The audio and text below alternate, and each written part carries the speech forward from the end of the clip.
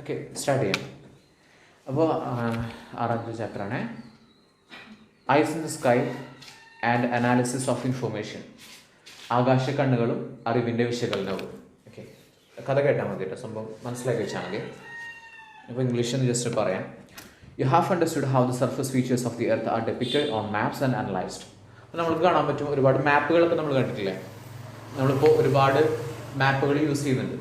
മുന്നേയൊക്കെ നമ്മൾ മാപ്പുകൾ ഉണ്ടെങ്കിൽ കൂടിയിട്ട് അധികം യൂസ് ചെയ്തിരുന്നില്ല. മാപ്പുകൾ എവിടെ ഉണ്ടാവുക?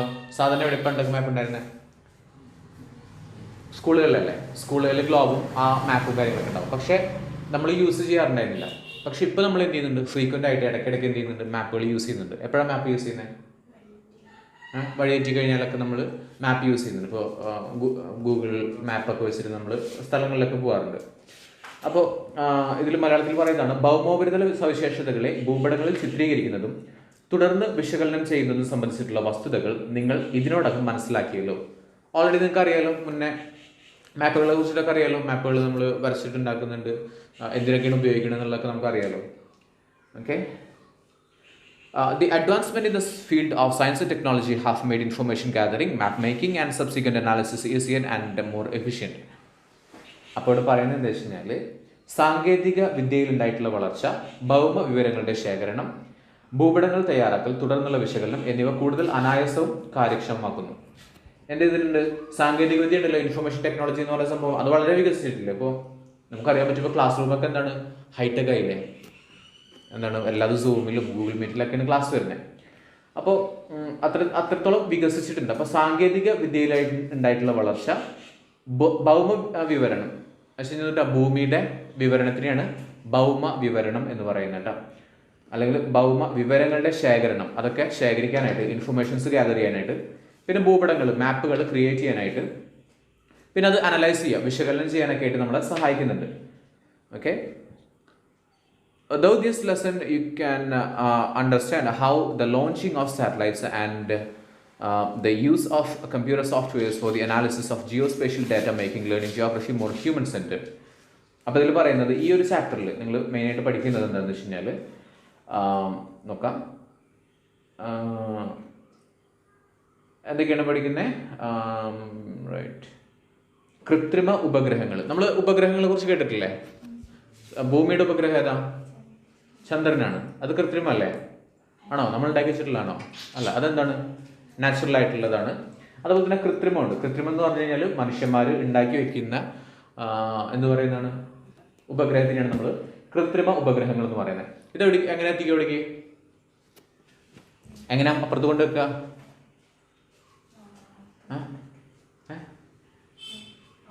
കാറില്ല. എങ്ങനെ കൊണ്ടുവെക്കും? അവിടെ കൊണ്ടൊക്കെ ഭൂമിയുടെ പുറത്ത് കൊണ്ടൊക്കെ ചന്ദ്രനിലൊക്കെ അങ്ങനെ കൊണ്ടുപോകും. എയറോപ്ലെയിനില്ല, റോക്കറ്റില്ല. റോക്കറ്റിലാണ് കൊണ്ടുപോകുന്നത്. ഓക്കെ, അപ്പോൾ റോക്കറ്റിൽ ഇങ്ങനെ ഈ സംഭവങ്ങളൊക്കെ അവിടെ കൊണ്ടുവയ്ക്കുന്നുണ്ട്. അപ്പോൾ അതിനെ കുറിച്ചിട്ടുള്ള, അതിന് വിക്ഷേപണം എന്നാ പറയുന്നുണ്ട്.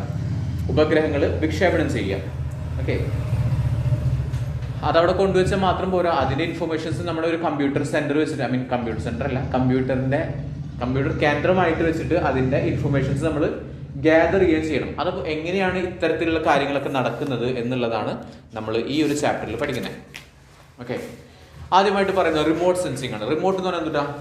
റിമോട്ട് നമ്മുടെ ടിവിയുടെ റിമോട്ടൊക്കെ ഉണ്ടല്ലോ. റിമോട്ട് എന്ന് പറഞ്ഞാൽ എന്താ മീനിങ് പറയുന്നത്? Remote control. എന്തുട്ടാണ് സാധനം? റിമോട്ടായിട്ട് കൺട്രോൾ ചെയ്യാൻ പറ്റും എന്ന് വെച്ചാൽ എന്തുട്ടാ? നമ്മൾ റിമോട്ട് ഇല്ലാന്ന് വെച്ചോ, നമുക്ക് ചാനൽ മാറ്റണം, എന്താ ചെയ്യാം? ടിവിൻ്റെ അടുത്ത് പോയിട്ട് മാറ്റണ്ടേ? പക്ഷേ റിമോട്ട് ഉണ്ടെങ്കിൽ എന്ത് ചെയ്യാം? കുറച്ച് ദൂരെ നിന്ന് ചെയ്യാൻ പറ്റും. അപ്പോൾ റിമോട്ട് കൺട്രോളിങ് അല്ലെങ്കിൽ റിമോട്ട് സെൻസിങ് എന്നൊക്കെ പറഞ്ഞു കഴിഞ്ഞാൽ കുറച്ച് ദൂരെ നിന്ന് നമുക്ക് എന്ത് ചെയ്യാൻ പറ്റും? കൺട്രോൾ ചെയ്യാൻ പറ്റുന്നതിനാണ് നമ്മൾ പറയുന്നത് വിദൂര സംവേദനം അല്ലെങ്കിൽ റിമോട്ട് സെൻസിങ് എന്ന് പറയുന്നത് കേട്ടോ. അപ്പോൾ നോക്കാം. The invention of photography in the 19th century has brought about a drastic change in data collection. അപ്പോൾ എന്താണ് ഫോട്ടോഗ്രാഫി സ്റ്റാർട്ട് ചെയ്തിട്ടുള്ളത്? 19ാം നൂറ്റാണ്ടിലാണ് ഛായാഗ്രഹണം അല്ലെങ്കിൽ ഫോട്ടോ ഒക്കെ എടുക്കുന്നതൊക്കെ കണ്ടെത്തിയിട്ടുള്ളത്. ഏകദേശം 19ാം നൂറ്റാണ്ടിലാണ്. നൂറ്റാണ്ട് എങ്ങനെ കണക്കൂട്ടാ അറിയോ? എങ്ങനെയാ? ഇതേതാ നൂറ്റാണ്ട്? 21. അപ്പോൾ 2000 ഒന്നോ 2001 അത് 20 തന്നെ. അപ്പോൾ 1990 20 നൂറ്റാണ്ട് അറിയാലോ. എങ്ങനെ കാൽക്കുലേറ്റ് ചെയ്യാൻ അറിയാലോ. എന്താണ് ആദ്യത്തെ 2 സംഖ്യ ഉണ്ടല്ലോ, അതിന് കൂടെ +1 ചെയ്ത് കഴിഞ്ഞാൽ നമുക്ക് ഉത്തരം കിട്ടും. 1947 ആണെന്നുണ്ടെങ്കിൽ ആദ്യത്തെ 2 സംഖ്യ ഏതാ? 1 9 എത്രയാണത്? 19 അല്ലേ. അതിൻ്റെ കൂടെ 1 ആഡ് ചെയ്ത് കഴിഞ്ഞാൽ എത്രയും 20. അപ്പോൾ അത് 20-ാം നൂറ്റാണ്ടാണ്. ഇപ്പോൾ 2020 അല്ലേ. ആദ്യത്തെ 2 സംഖ്യ എത്രയാണ്? 20 എന്നല്ലേ. 20 അല്ല 20. അതിന് കൂടെ എന്ത് ചെയ്യണം? 1 ആഡ് ചെയ്ത് കഴിഞ്ഞാൽ 21 നൂറ്റാണ്ടായി. ഓക്കെ. അപ്പോൾ 1497 ഏതാ നൂറ്റാണ്ട്? 15-ാം നൂറ്റാണ്ടാണ്. ഓക്കെ. അങ്ങനെയാണ് അതിൻ്റെ നൂറ്റാണ്ട് വരുന്നത്. അപ്പോൾ 19-ാം നൂറ്റാണ്ടിലാണ് നമ്മുടെ ഈ പറയുന്ന ഫോട്ടോഗ്രാഫിയൊക്കെ കണ്ടുപിടിച്ചിട്ടുള്ളത്. അപ്പോൾ അത് എന്ത് ചെയ്തിട്ടുണ്ട്? ഒരു വലിയ മാറ്റത്തിന് തുടക്കമായിട്ടുണ്ട്. വിവരശേഖരണത്തിൽ വലിയ ഒരു മാറ്റത്തിന് തുടക്കമായിട്ടുണ്ട്. The possibility of capturing photographs from higher elevation mounting cameras on balloons and aircraft has been explored ever since. അവിടെ പറയുന്നത് എന്താ വെച്ച് കഴിഞ്ഞാൽ ബലൂണുകളിലും വിമാനങ്ങളിലൊക്കെ ക്യാമറകൾ വെച്ചിട്ട് ഉയർന്ന തലത്തിൽ നിന്ന്, ഹയർ എലവേഷൻ എന്ന് വെച്ച് കഴിഞ്ഞിട്ടാണ് ഉയർന്ന തലങ്ങളിൽ നിന്ന് ഫോട്ടോസ് എടുക്കാനായിട്ടുള്ള അല്ലെങ്കിൽ ഡാറ്റാസ് കളക്ട് ചെയ്യാനായിട്ടുള്ള ഫെസിലിറ്റീസ് തുടങ്ങിയതിനെ കുറിച്ചിട്ടാണ് പറയുന്നത്. ഓക്കെ. ആ ഒരു കാലഘട്ടം മുതൽ തുടങ്ങിയിട്ടുണ്ടായിരുന്നു. Data collection using satellites began in 1960. എന്ന് മുതലാണ് ഡാറ്റ കളക്ഷൻ തുടങ്ങിയിട്ടുള്ളത്? 1960 മുതലാണ് ഡാറ്റ കളക്ഷൻ തുടങ്ങിയിട്ടുള്ളത്. എന്തിൻ്റെയൊക്കെ സഹായത്തോട് കൂടിയിട്ടാണ് എടുക്കുന്നത്? Along with cameras, different types of scanners were also introduced for data collection. Camera കൂടാതെ വേറെ എന്തുകൂടി യൂസ് ചെയ്തിട്ടുണ്ടായിരുന്നു? ക്യാമറയും പിന്നെ സ്കാനർ യൂസ് ചെയ്തിട്ടാണ് ഈ പറയുന്ന ഹയർ എലവേഷനിൽ കുറച്ചുകൂടി ഹൈറ്റുള്ള ഭാഗത്ത് നിന്ന് എന്ത് ചെയ്യുന്നത്? ഫോട്ടോസൊക്കെ എടുക്കുന്നത്, ഭൂമിയുടെ ഫോട്ടോസും കാര്യങ്ങളൊക്കെ എടുക്കുന്നത്. Okay. Such A method of collecting information about N object. ഒരു ഒബ്ജക്റ്റ് എന്ന് വെച്ചിട്ടാ ഒരു വസ്തു, ഒരു വസ്തുവിനെ കുറിച്ചോ അല്ലെന്നുണ്ടെങ്കിൽ about an object, place or phenomenon.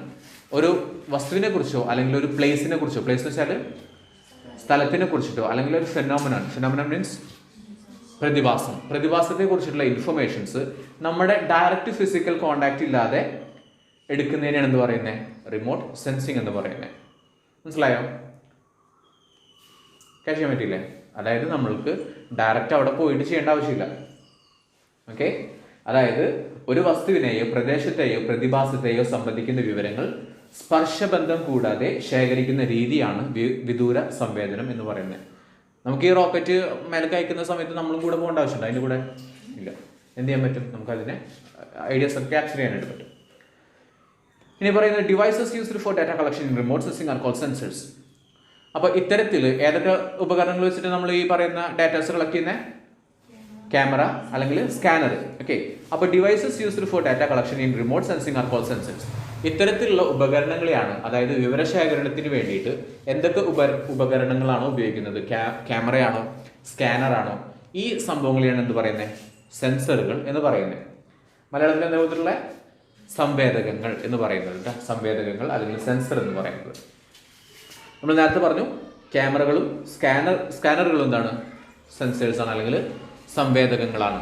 Okay. നമ്മൾ പഠിച്ചില്ലേ സെൻസറി ന്യൂറോൺ, സംവേദക നാഡി, പ്രേരക നാഡി, മിക്സ്ഡ് ന്യൂറോൺ എന്നൊക്കെ പറഞ്ഞിട്ട് പഠിച്ചിട്ടുണ്ടായിരുന്നില്ലേ? Okay. The sensors record the electromagnetic radiation reflected by object. അപ്പോൾ സെൻസറുകൾ എങ്ങനെയാണ് ഈ പറയുന്ന പിക്ചറും കാര്യങ്ങളൊക്കെ ഉണ്ടാക്കുന്നത് എന്നുള്ളത് പറയുന്നത്? വസ്തുക്കൾ പ്രതിഫലിപ്പിക്കുന്ന വൈദ്യുത കാന്തിക വികിരണത്തെയാണ് സംവേദകം പകർത്തുന്നത്. മനസ്സിലായോ? റിഫ്ലക്ട് ചെയ്യാൻ വെച്ചിട്ടുണ്ടോ? റിഫ്ലക്ടർ കണ്ടിട്ടുണ്ടോ? എവിടെയാ? മിറർ. മിറർ റിഫ്ലക്ടറാണ്. പിന്നെ റോട്ടിലൊക്കെ കണ്ടിട്ടില്ലേ? ചുവപ്പും വെള്ളയൊക്കെ ഇങ്ങനെ. പിന്നെ സൈക്കിളും റിഫ്ലക്ടർ എന്ന് വെച്ച് കഴിഞ്ഞാൽ എന്താണ്? നമ്മൾ ഒരു പ്രകാശം അവിടെ അടിച്ചു കഴിഞ്ഞാൽ അതിനെ പ്രതിഫലിപ്പിക്കുന്ന സംഭവത്തിനെയാണ് നമ്മൾ റിഫ്ലക്ടർ എന്ന് പറഞ്ഞു കഴിഞ്ഞാൽ. അപ്പോൾ ഒരു വസ്തുവിൻ്റെ, ഒരു ഒബ്ജക്റ്റിൻ്റെ ഇമേജ് നമ്മൾ എങ്ങനെ എടുക്കണമെന്ന് വെച്ച് കഴിഞ്ഞാൽ ഈ ഡിവൈസസ് ഉണ്ടല്ലോ, ക്യാമറകളും സ്കാനറുകളും, അതെന്ത് പ്രൊഡ്യൂസ് ചെയ്യും? ഒരു ഇലക്ട്രോ മാഗ്നറ്റിക് റേഡിയേഷൻ പ്രൊഡ്യൂസ് ചെയ്യും. ഇലക്ട്രോ മാഗ്നറ്റിക് എന്ന് വെച്ചാൽ എന്താണ്? വൈദ്യുത കാന്തിക എന്താണ്? വികിരണം, റേഡിയേഷൻ പുറപ്പെടുവിക്കും. ആ പുറപ്പെടുവിച്ച് കഴിഞ്ഞാൽ ആ സ്ഥാനത്തുമ്പോൾ തട്ടിയിട്ട് അത് എന്ത് ചെയ്യും?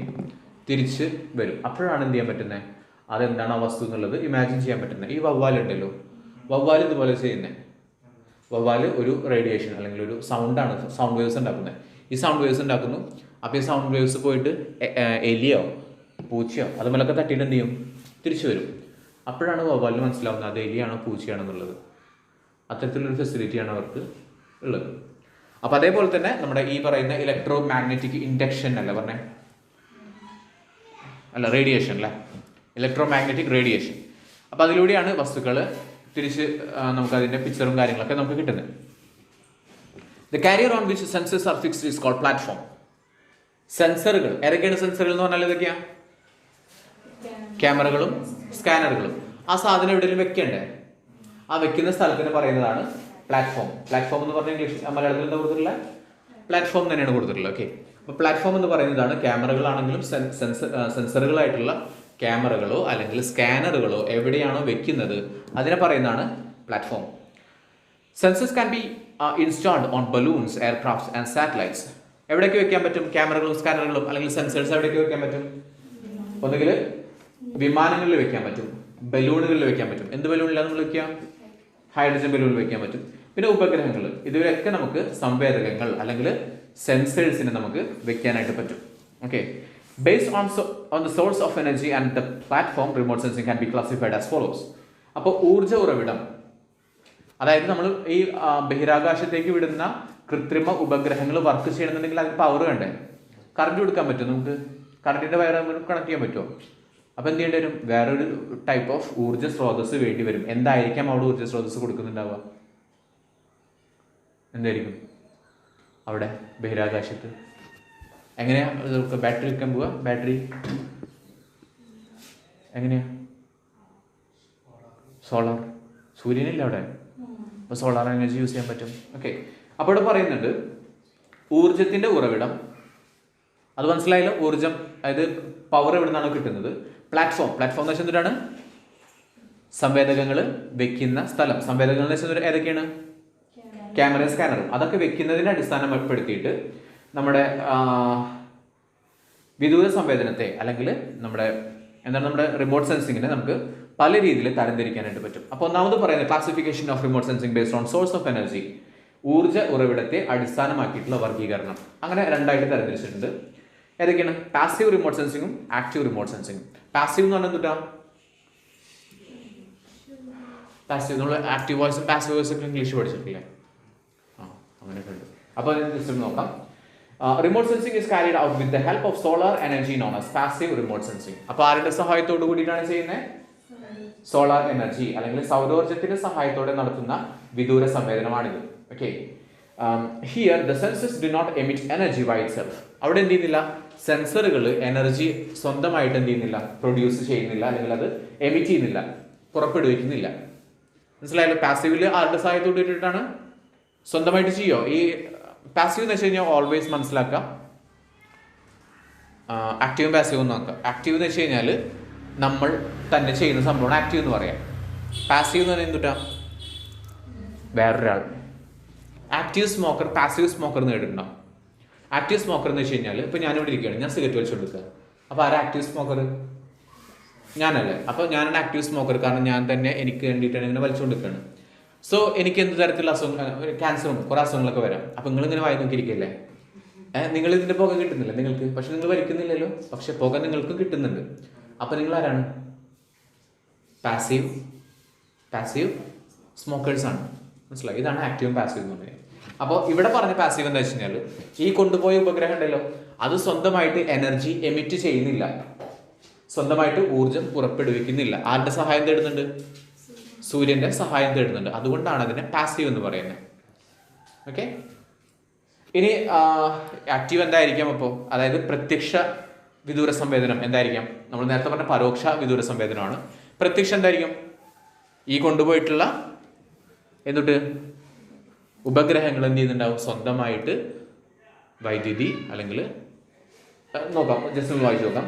Remote sensing made with the aid of artificial source of energy radiating from the sensor is known as active remote sensing. അതായത് സംവേദകം പുറപ്പെടുവിക്കുന്ന കൃത്രിമമായിട്ടുള്ള പ്രകാശത്തിന്റെ അല്ലെങ്കിൽ അഥവാ ഊർജത്തിന്റെ സഹായത്തോടെ നടത്തുന്ന വിദൂര സംവേദനമാണ് പ്രത്യക്ഷ വിദൂര സംവേദനം എന്ന് പറയുന്നത്. മനസ്സിലായോ ഡിഫറൻസ്? മനസ്സിലായോ? ഒന്നുകൂടി പറയാം.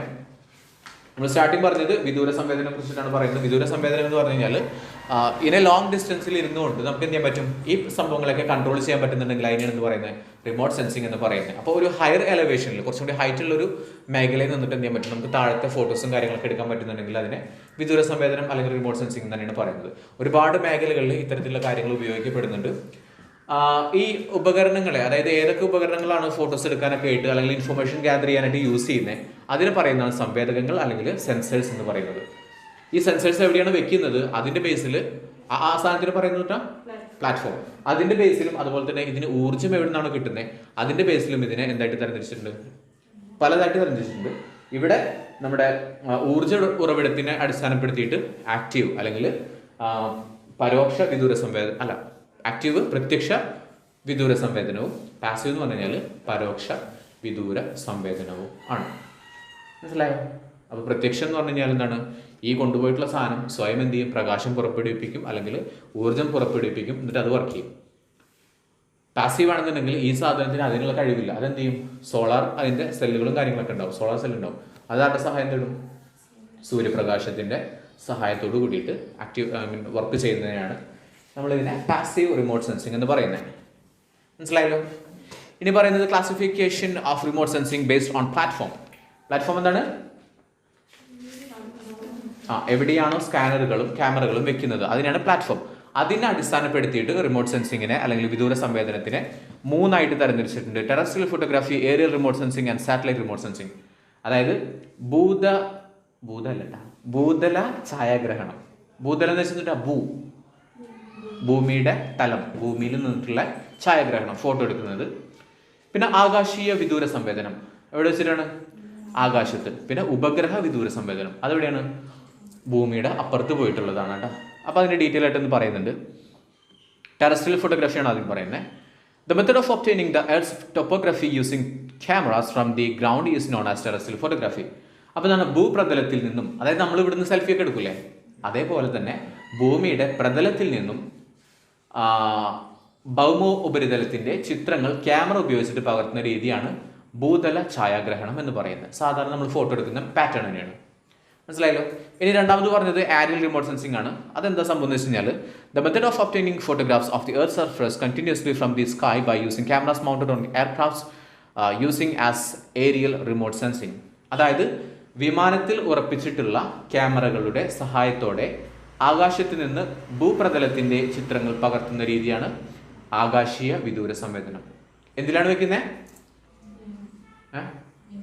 വിമാനത്തിൽ, എയർപ്ലെയിൻ. ഓക്കെ.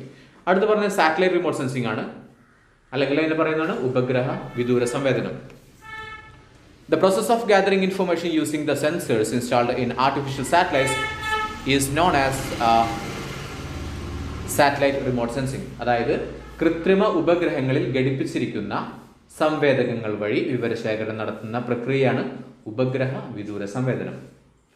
മനസ്സിലായോ? അവിടെ അതിൻ്റെ പിക്ചർ കൊടുത്തിട്ടുണ്ട്. ഫിഗർ 6.4 അതേതിൻ്റെ പിക്ചറാണ്? ഭൂതല ഛായാഗ്രഹണമാണ്. 6.5 ആകാശീയ വിദൂര സംവേദനം. എന്തിൻ്റെ അടുത്തുണ്ടാവും? അത് എയർപ്ലെയിനിൽ നിന്ന്, വിമാനത്തിൽ നിന്നാണ്. പിന്നെ കൊടുത്തിട്ടുള്ളത് എന്താണ്? 6.6 ഉപഗ്രഹ വിദൂര സംവേദനം കൊടുത്തിട്ടുണ്ട്. ഓക്കെ. ഇനി ആകാശീയ വിദൂര സംവേദനം എന്താണ്, അല്ലെങ്കിൽ അതിനെക്കുറിച്ചിട്ടുള്ള കുറച്ചൊരു ഡീറ്റെയിൽ ആയിട്ടുള്ള കാര്യങ്ങൾ പറയുന്നുണ്ട്. Aerial remote sensing is generally used to gather information about comparatively smaller areas. എന്ന് പറഞ്ഞാൽ താരതമ്യേന കമ്പാരിറ്റീവ്ലി വിസ്തൃതി കുറഞ്ഞ പ്രദേശങ്ങളുടെ വിവരശേഖരണത്തിനായിട്ടാണ് ആകാശീയ വിദൂര സംവേദനത്തെ നമ്മൾ ആശ്രയിക്കുന്നത്. അധികം വലിയ ഏരിയ ഒന്നുമില്ല, കുറച്ച് ഏരിയാസ് ഒക്കെ കവർ ചെയ്യാനായിട്ടാണ് നമ്മൾ ആകാശീയ വിദൂര സംവേദനം ഉപയോഗിക്കുന്നത്. മനസ്സിലായല്ലോ?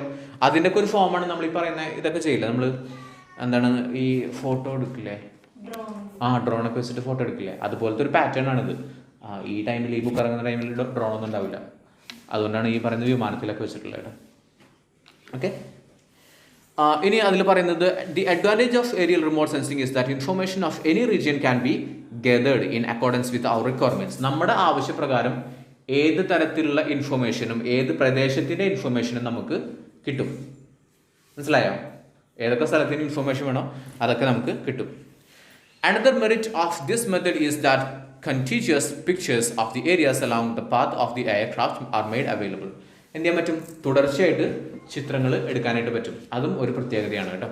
അതാണ് ഇതിൻ്റെ ഒരു പ്രത്യേകത എന്ന് പറയുന്നത്. പിന്നെ in each aerial photograph, nearly 60% of the places depicted in the adjacent photo is included. This is done for ensuring contiguity and obtain three-dimensional vision with the help of stereoscope. This is called overlap in aerial photographs. Okay. ഓവർലാപ്പിനെ കുറിച്ചിട്ടാണ് പറയുന്നത്. Overlap എന്ന് പറഞ്ഞു കഴിഞ്ഞാൽ എന്താണെന്ന് പറയാം. നിങ്ങൾ ഒരു മൊബൈലിൽ എടുത്തിട്ടേ നിങ്ങൾക്ക് ടീച്ചർ ഒരു അസൈൻമെൻറ്റ് തന്നിരിക്കാം. എന്താണ് നമ്മുടെ വേൾഡ് എൻവയോൺമെൻറ്റൽ ഡേ, അതിനെക്കുറിച്ചൊരു സ്പീച്ച് തയ്യാറാക്കാനായിട്ട് ഒരു വലിയ സ്പീച്ചാണ് ഉണ്ടാക്കേണ്ടതെന്ന് വെച്ചാൽ നമ്മൾ എന്ത് ചെയ്യും? നേരെ പോയിട്ട് ഗൂഗിളിൽ ടൈപ്പ് ചെയ്യും. ഗൂഗിളിൽ ടൈപ്പ് ചെയ്തിട്ട് പെട്ടെന്ന് വൈഫൈ കിട്ടിയാൽ വെച്ചാൽ ചിലർ വൈഫൈ ഒക്കെ അടിച്ച് മാറ്റിയിട്ട് ഇതാക്കുന്നുണ്ടാവും. പെട്ടെന്ന് എന്ത് ചെയ്യും? വൈഫൈ കിട്ടിയ സമയത്ത് ഇതൊക്കെ അടിച്ച് ഇതാക്കി ഇത് എഴുതിയെടുക്കുന്ന സമയമാകുമ്പോഴത്തേക്കും ചിലപ്പോൾ വൈഫൈ പോകും. അതുകൊണ്ട് ഇവരെന്ത് ചെയ്തു? എന്താ ചെയ്യുക? സാധാരണ ഇനി സ്ക്രീൻഷോട്ട് എടുക്കും. അപ്പോൾ സ്ക്രീൻഷോട്ട് എടുത്തു, ആദ്യത്തെ എടുത്തു. പിന്നെ രണ്ടാമത്തെ എടുക്കുന്ന സമയത്ത് നമ്മളൊരു കാര്യം ശ്രദ്ധിക്കും. എന്താ ചെയ്യുക? ആദ്യം എടുത്തതിൻ്റെ ലാസ്റ്റ് ഭാഗം മുതൽ തന്നെ എടുക്കും. അല്ലാന്നുണ്ടെങ്കിൽ നമുക്ക് എന്ത് കിട്ടില്ല? ഏതാണ് ഫസ്റ്റ് ഏതാണ് ലാസ്റ്റ് ഒന്നും കിട്ടില്ല.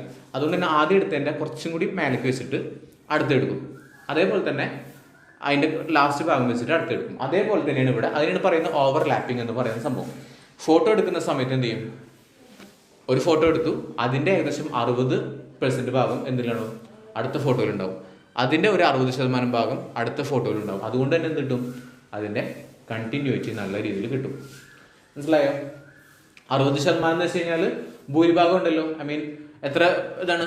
പകുതിയാക്കണമെങ്കിൽ എത്ര പെർസെൻറ്റേജാണ്? 50% അല്ലേ? അതിനേക്കാൾ കൂടുതൽ എന്തിലുണ്ട്? അടുത്ത ഫോട്ടോയിലുണ്ട്. മനസ്സിലായോ? അതായത് ഈ ഒരു ഈ ബുക്കിൻ്റെ 50% എന്ന് പറഞ്ഞാൽ ഇത്രയല്ലേ? പകുതിയല്ലേ? പക്ഷേ അതിനേക്കാൾ കൂടുതൽ 60% മെറ്റീരിയൽ ഉണ്ടാവും, അടുത്ത ഫോട്ടോയിലുണ്ടാവും. അതിൻ്റെ 60% അടുത്ത ഫോട്ടോയിലുണ്ടാവും. 40% പുതിയതായിട്ടുള്ള കണ്ടന്റ് ഉണ്ടാവുന്നത്. ഓക്കെ. അപ്പോൾ അതുകൊണ്ട് നമുക്ക് കണ്ടിന്യൂസ് ആയിട്ട് എന്ത് കിട്ടും? നമുക്ക് ഡീറ്റെയിൽസ് കിട്ടും. ഇതിനെ പറയുന്നതാണ് എന്നിട്ടാ ഓവർലാപ്പിംഗ്. ഓക്കെ. മലയാളത്തിൽ എന്താ പറയുന്നതിനെ? ഓവർലാപ്പ് തന്നെയാണ് പറയുന്നത്. ഓക്കെ. അപ്പോൾ അവിടെ പിക്ചർ കൊടുത്തിട്ടുണ്ട് നോക്കാം. അപ്പോൾ അതിൽ ഏകദേശം എയുടെ 60% ഇതിലുണ്ട്, ബിയിലുണ്ട്. ബിയുടെ 60% ഇതിലുണ്ട്, സിയിലുണ്ട്. ഓക്കെ. അങ്ങനെയാണ് അത് കൊടുത്തിട്ടുള്ളത്. എന്നിട്ട് ഈ സംഭവങ്ങൾ എന്ത് ചെയ്യും? ഒരു സ്റ്റീരിയോസ്കോപ്പ് വെച്ചിട്ട് ഒരു 3D ഇമേജ് ആക്കും. എന്ന് പറഞ്ഞാൽ 3 ഡയമെൻഷണൽ ഇമേജ്, നല്ല വ്യക്തമായിട്ടുള്ള ഒരു ഇമേജ് സൃഷ്ടിച്ചെടുക്കാനായിട്ട് പറ്റും. ഓക്കെ. അപ്പോൾ എയും ബിയും ഉണ്ടല്ലോ. സ്റ്റീരിയോ എന്ന് പറഞ്ഞാൽ എന്താ? സ്റ്റീരിയോ, കാർ സ്റ്റീരിയോ എന്ന് കേട്ടിട്ടില്ലേ? Car stereo കേട്ടിട്ടാ? സ്റ്റീരിയോ എന്ന് കേട്ടിട്ടില്ല? സ്റ്റീരിയോ എന്ന് പറഞ്ഞു കഴിഞ്ഞാൽ രണ്ടെണ്ണം എന്നർത്ഥം. 2 സ്പീക്കറുള്ളതൊക്കെ ഉണ്ടല്ലോ, നമ്മുടെ ടേപ്പ് റെക്കോർഡറൊക്കെ അല്ലേ, അതിൽ 2 സ്പീക്കർ ഉണ്ടെങ്കിൽ അതിനെ പറയുന്നതാണ് സ്റ്റീരിയോ. ഈ കാർ സ്റ്റീരിയോ എന്നൊക്കെ പറഞ്ഞു കഴിഞ്ഞാൽ ഉദ്ദേശിക്കുന്നത് 2 സ്പീക്കർ ഉണ്ടാവും. നമ്മൾ ചില ടി വിയിലൊക്കെ ഉണ്ടാവും സ്റ്റീരിയോ, മോണോ എന്ന് പറഞ്ഞിട്ടുണ്ടാവും. സ്റ്റീരിയോ എന്ന് പറഞ്ഞു കഴിഞ്ഞാൽ 2 സൈഡിൽ നിന്ന് ഇങ്ങനെ ഒഴുകുന്ന പോലെയൊക്കെ ഇവിടെ നിന്ന് അങ്ങോട്ടും സൗണ്ടൊക്കെ കേൾക്കാൻ പറ്റും. മോണോ ആണെങ്കിലോ? മോണോ എന്ന് വെച്ച് കഴിഞ്ഞാൽ ഒന്ന്. മോണോപോളി എന്നൊക്കെ കേട്ടിട്ടുണ്ടോ? മോണോപോളി കേട്ടില്ല? മോണോപോളി എന്ന് വെച്ചാൽ ഏകാധിപത്യം എന്നർത്ഥം.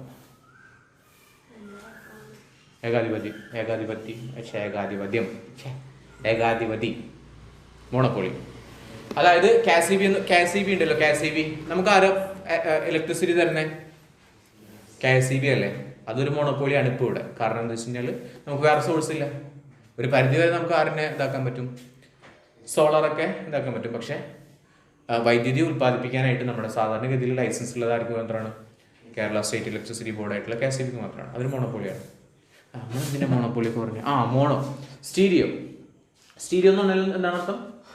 2 എന്നുള്ള അർത്ഥമാണ് കേട്ടോ. അപ്പോൾ സ്റ്റീരിയോസ്കോപ്പിലൂടെ ഇതാക്കണമെന്നുണ്ടെങ്കിൽ സ്റ്റീരിയോ പെയേഴ്സ് വേണം. ഏതിൻ്റെയൊക്കെ ഇതാണ് പറയുന്നത്? എയും ബിയും സ്റ്റീരിയോ പെയേഴ്സ് ആണ്. കാരണം എയുടെ 60% ഇതിലുണ്ട്, ബിയിലുണ്ട്. അതുകൊണ്ട് തന്നെ എയും ബിയും എന്താണ്? സ്റ്റീരിയോസ്കോപ്പാണ്. ഇനി ബിയുടെ 60% ഇതിലുണ്ട്, സിയിലുണ്ട്. അപ്പോൾ അതെന്താണ്? സ്റ്റീരിയോസ്കോപ്പാണ്. മനസ്സിലായോ? അപ്പോൾ അത് സ്റ്റീരിയോസ്കോപ്പാണ്. The instrument which is used to obtain 3-dimensional view from the stereo pair is called stereoscope. Stereo pair എന്നല്ലേ നേരത്തെ പറഞ്ഞത്? അവ സ്റ്റീരിയോ പെയർ ആണെന്നല്ലേ പറഞ്ഞു. ഓക്കെ. അപ്പോൾ സ്റ്റീരിയോ പെയറിൽ നിന്ന് 3D ഇമേജ് കിട്ടണ്ടേ? അതിനുപയോഗിക്കുന്ന ഉപകരണം ഏതാണ്? Stereo scope. മനസ്സിലായോ? ഓവർലാപ്പിംഗ് മനസ്സിലായല്ലോ. 60% 60% വെച്ചിട്ട് അടുത്തടുത്ത പിക്ചർ ഉണ്ടാവും. അപ്പോൾ 2 പിക്ചർ, അതുപോലത്തെ 2 പിക്ചറിന് പറയുന്നതാണ് സ്റ്റീരിയോ പെയർ. ആ സ്റ്റീരിയോ പെയറിനെ നമുക്ക് 3D ഇമേജ് ആക്കി മാറ്റണം. അതിനുവേണ്ടി യൂസ് ചെയ്യുന്ന സംഭവമാണ് stereo scope. When viewed through a stereoscope, we get a 3-dimensional view of the area depicted in the stereo pair. Such a 3-dimensional view obtained is called stereoscopic vision. അപ്പോൾ ഒന്നുകൂടി പറയാം. നമ്മൾ പറഞ്ഞു ഓവർലാപ്പിംഗ് പറഞ്ഞു. Overlapping എന്ന് പറയുന്നത് ഒരു photo എടുത്തു കഴിഞ്ഞാൽ അതിൻ്റെ 60% അടുത്ത ഫോട്ടോയിലുണ്ടാവും, അതിൻ്റെ 60% അടുത്ത ഫോട്ടോയിലുണ്ടാവും, അതിൻ്റെ 60% അടുത്ത ഫോട്ടോയിലുണ്ടാവും. ഇങ്ങനെ പോകുന്നതിനാണ് എന്ത് പറയുന്നത്? ഓവർലാപ്പിംഗ് എന്ന് പറയുന്നത്. ടി വിയിൽ ഓവർലാപ്പിംഗ് ഉണ്ടാവും ഇടയ്ക്ക്. അത് കണ്ടിട്ടുണ്ടോ? ടി വി കംപ്ലൈൻ്റ് ആയെന്ന് വെച്ചോ, ഇപ്പോഴത്തേലും ഉണ്ടാവില്ല. പണ്ട് VCD ഒക്കെ ഉണ്ടായിരുന്നില്ലേ? VCD കണ്ടിട്ടുണ്ടോ? VCD എന്ന് വെച്ച് കഴിഞ്ഞാൽ ഒരു വലിയ കാസറ്റ് പോലത്തെ ഒരു സാധനം. കാസറ്റ് കണ്ടിട്ടുണ്ടോ? പണ്ടത്തെ വീഡിയോ കാസറ്റ് കട്ടിയുള്ള ആ വീഡിയോ കാസറ്റ് ഇട്ട് കഴിഞ്ഞാൽ ഇതിങ്ങനെ എന്താ പറയുക, ഈ ചിത്രം ഉണ്ടല്ലോ നമ്മൾ ടി വി കാണുന്നത്, അതിങ്ങനെ എന്താ മേലേക്ക് പോകും താഴത്തേക്ക് വരും, മേലേക്ക് പോകും താഴത്തേക്ക് വരും, അങ്ങനെ പോകും. അതായത് ഇതിൻ്റെ പകുതി ഇവിടെ ഉണ്ടാവും, അങ്ങനെ ഇട്ട് ക്ലിയർ ഉണ്ടാവില്ല, അങ്ങനെ മിക്സായി പോകും. അതിനാണ് ഓവർലാപ്പിംഗ് എന്ന് പറയുന്നത്. ഓക്കെ, അപ്പോൾ ഇവിടെ ഓവർലാപ്പിംഗ് എന്താണെന്ന് മനസ്സിലായല്ലോ. ഈ ഓവർലാപ്പിങ്ങിൽ കൂടെ നമുക്ക് എന്ത് ചെയ്യാൻ പറ്റും? ഒരു പിക്ചറിൻ്റെ 60% മറ്റേ പിക്ചറിലുണ്ടെന്ന് പറഞ്ഞു. ആ പിക്ചറുകളിൽ പറയുന്നതാണ് സ്റ്റീരിയോ പെയറുകൾ. ഓക്കെ, ഈ സ്റ്റീരിയോ പെയറുകളിനെ എന്താക്കി മാറ്റണം? 3D ഇമേജ് ആക്കി മാറ്റണം. അതിന് ഉപയോഗിക്കുന്ന സാധനമാണ് സ്റ്റീരിയോസ്കോപ്പ്. ഇനി സ്റ്റീരിയോസ്കോപ്പ് വെച്ചിട്ട് എന്താക്കി മാറ്റി? ഇതിനെ സ്റ്റീരിയോ പെയറിനെ 3D ഇമേജ് ആക്കി മാറ്റിയില്ലേ? അതിനെ പറയുന്നതാണ്, ആ വിഷനെ പറയുന്നതാണ്. അപ്പോൾ നമുക്ക് കിട്ടുന്ന ഔട്ട്പുട്ടിനെ പറയുന്നതാണ് സ്റ്റീരിയോസ്കോപ്പിക് വിഷൻ. മനസ്സിലായോ? Stereoscopic vision. ഇനി അടുത്ത് പറയുന്നത് remote sensing have several advantages. നമ്മൾ നേരത്തെ പറഞ്ഞു ഒരുപാട് അഡ്വാൻറ്റേജസ് ഉണ്ടെന്ന് പറഞ്ഞു ഏരിയൽ റിമോട്ട് സെൻസിങ്ങിന്. അതായത് ആകാശീയ വിദൂര സംവേദനത്തിന് കുറേ ബെനിഫിറ്റ്സ് ഉണ്ട്. പക്ഷേ ബെനിഫിറ്റ്സ് മാത്രമല്ല, അതിനെന്തുണ്ട്? ഡിസ്അഡ്വാൻറ്റേജസും ഉണ്ട്. എന്ന് വെച്ചിട്ടാണ് എന്താണ്? പോരായ്മകളുണ്ട്. എന്തൊക്കെയാണ് പോരായ്മകൾ എന്ന് പറയാം.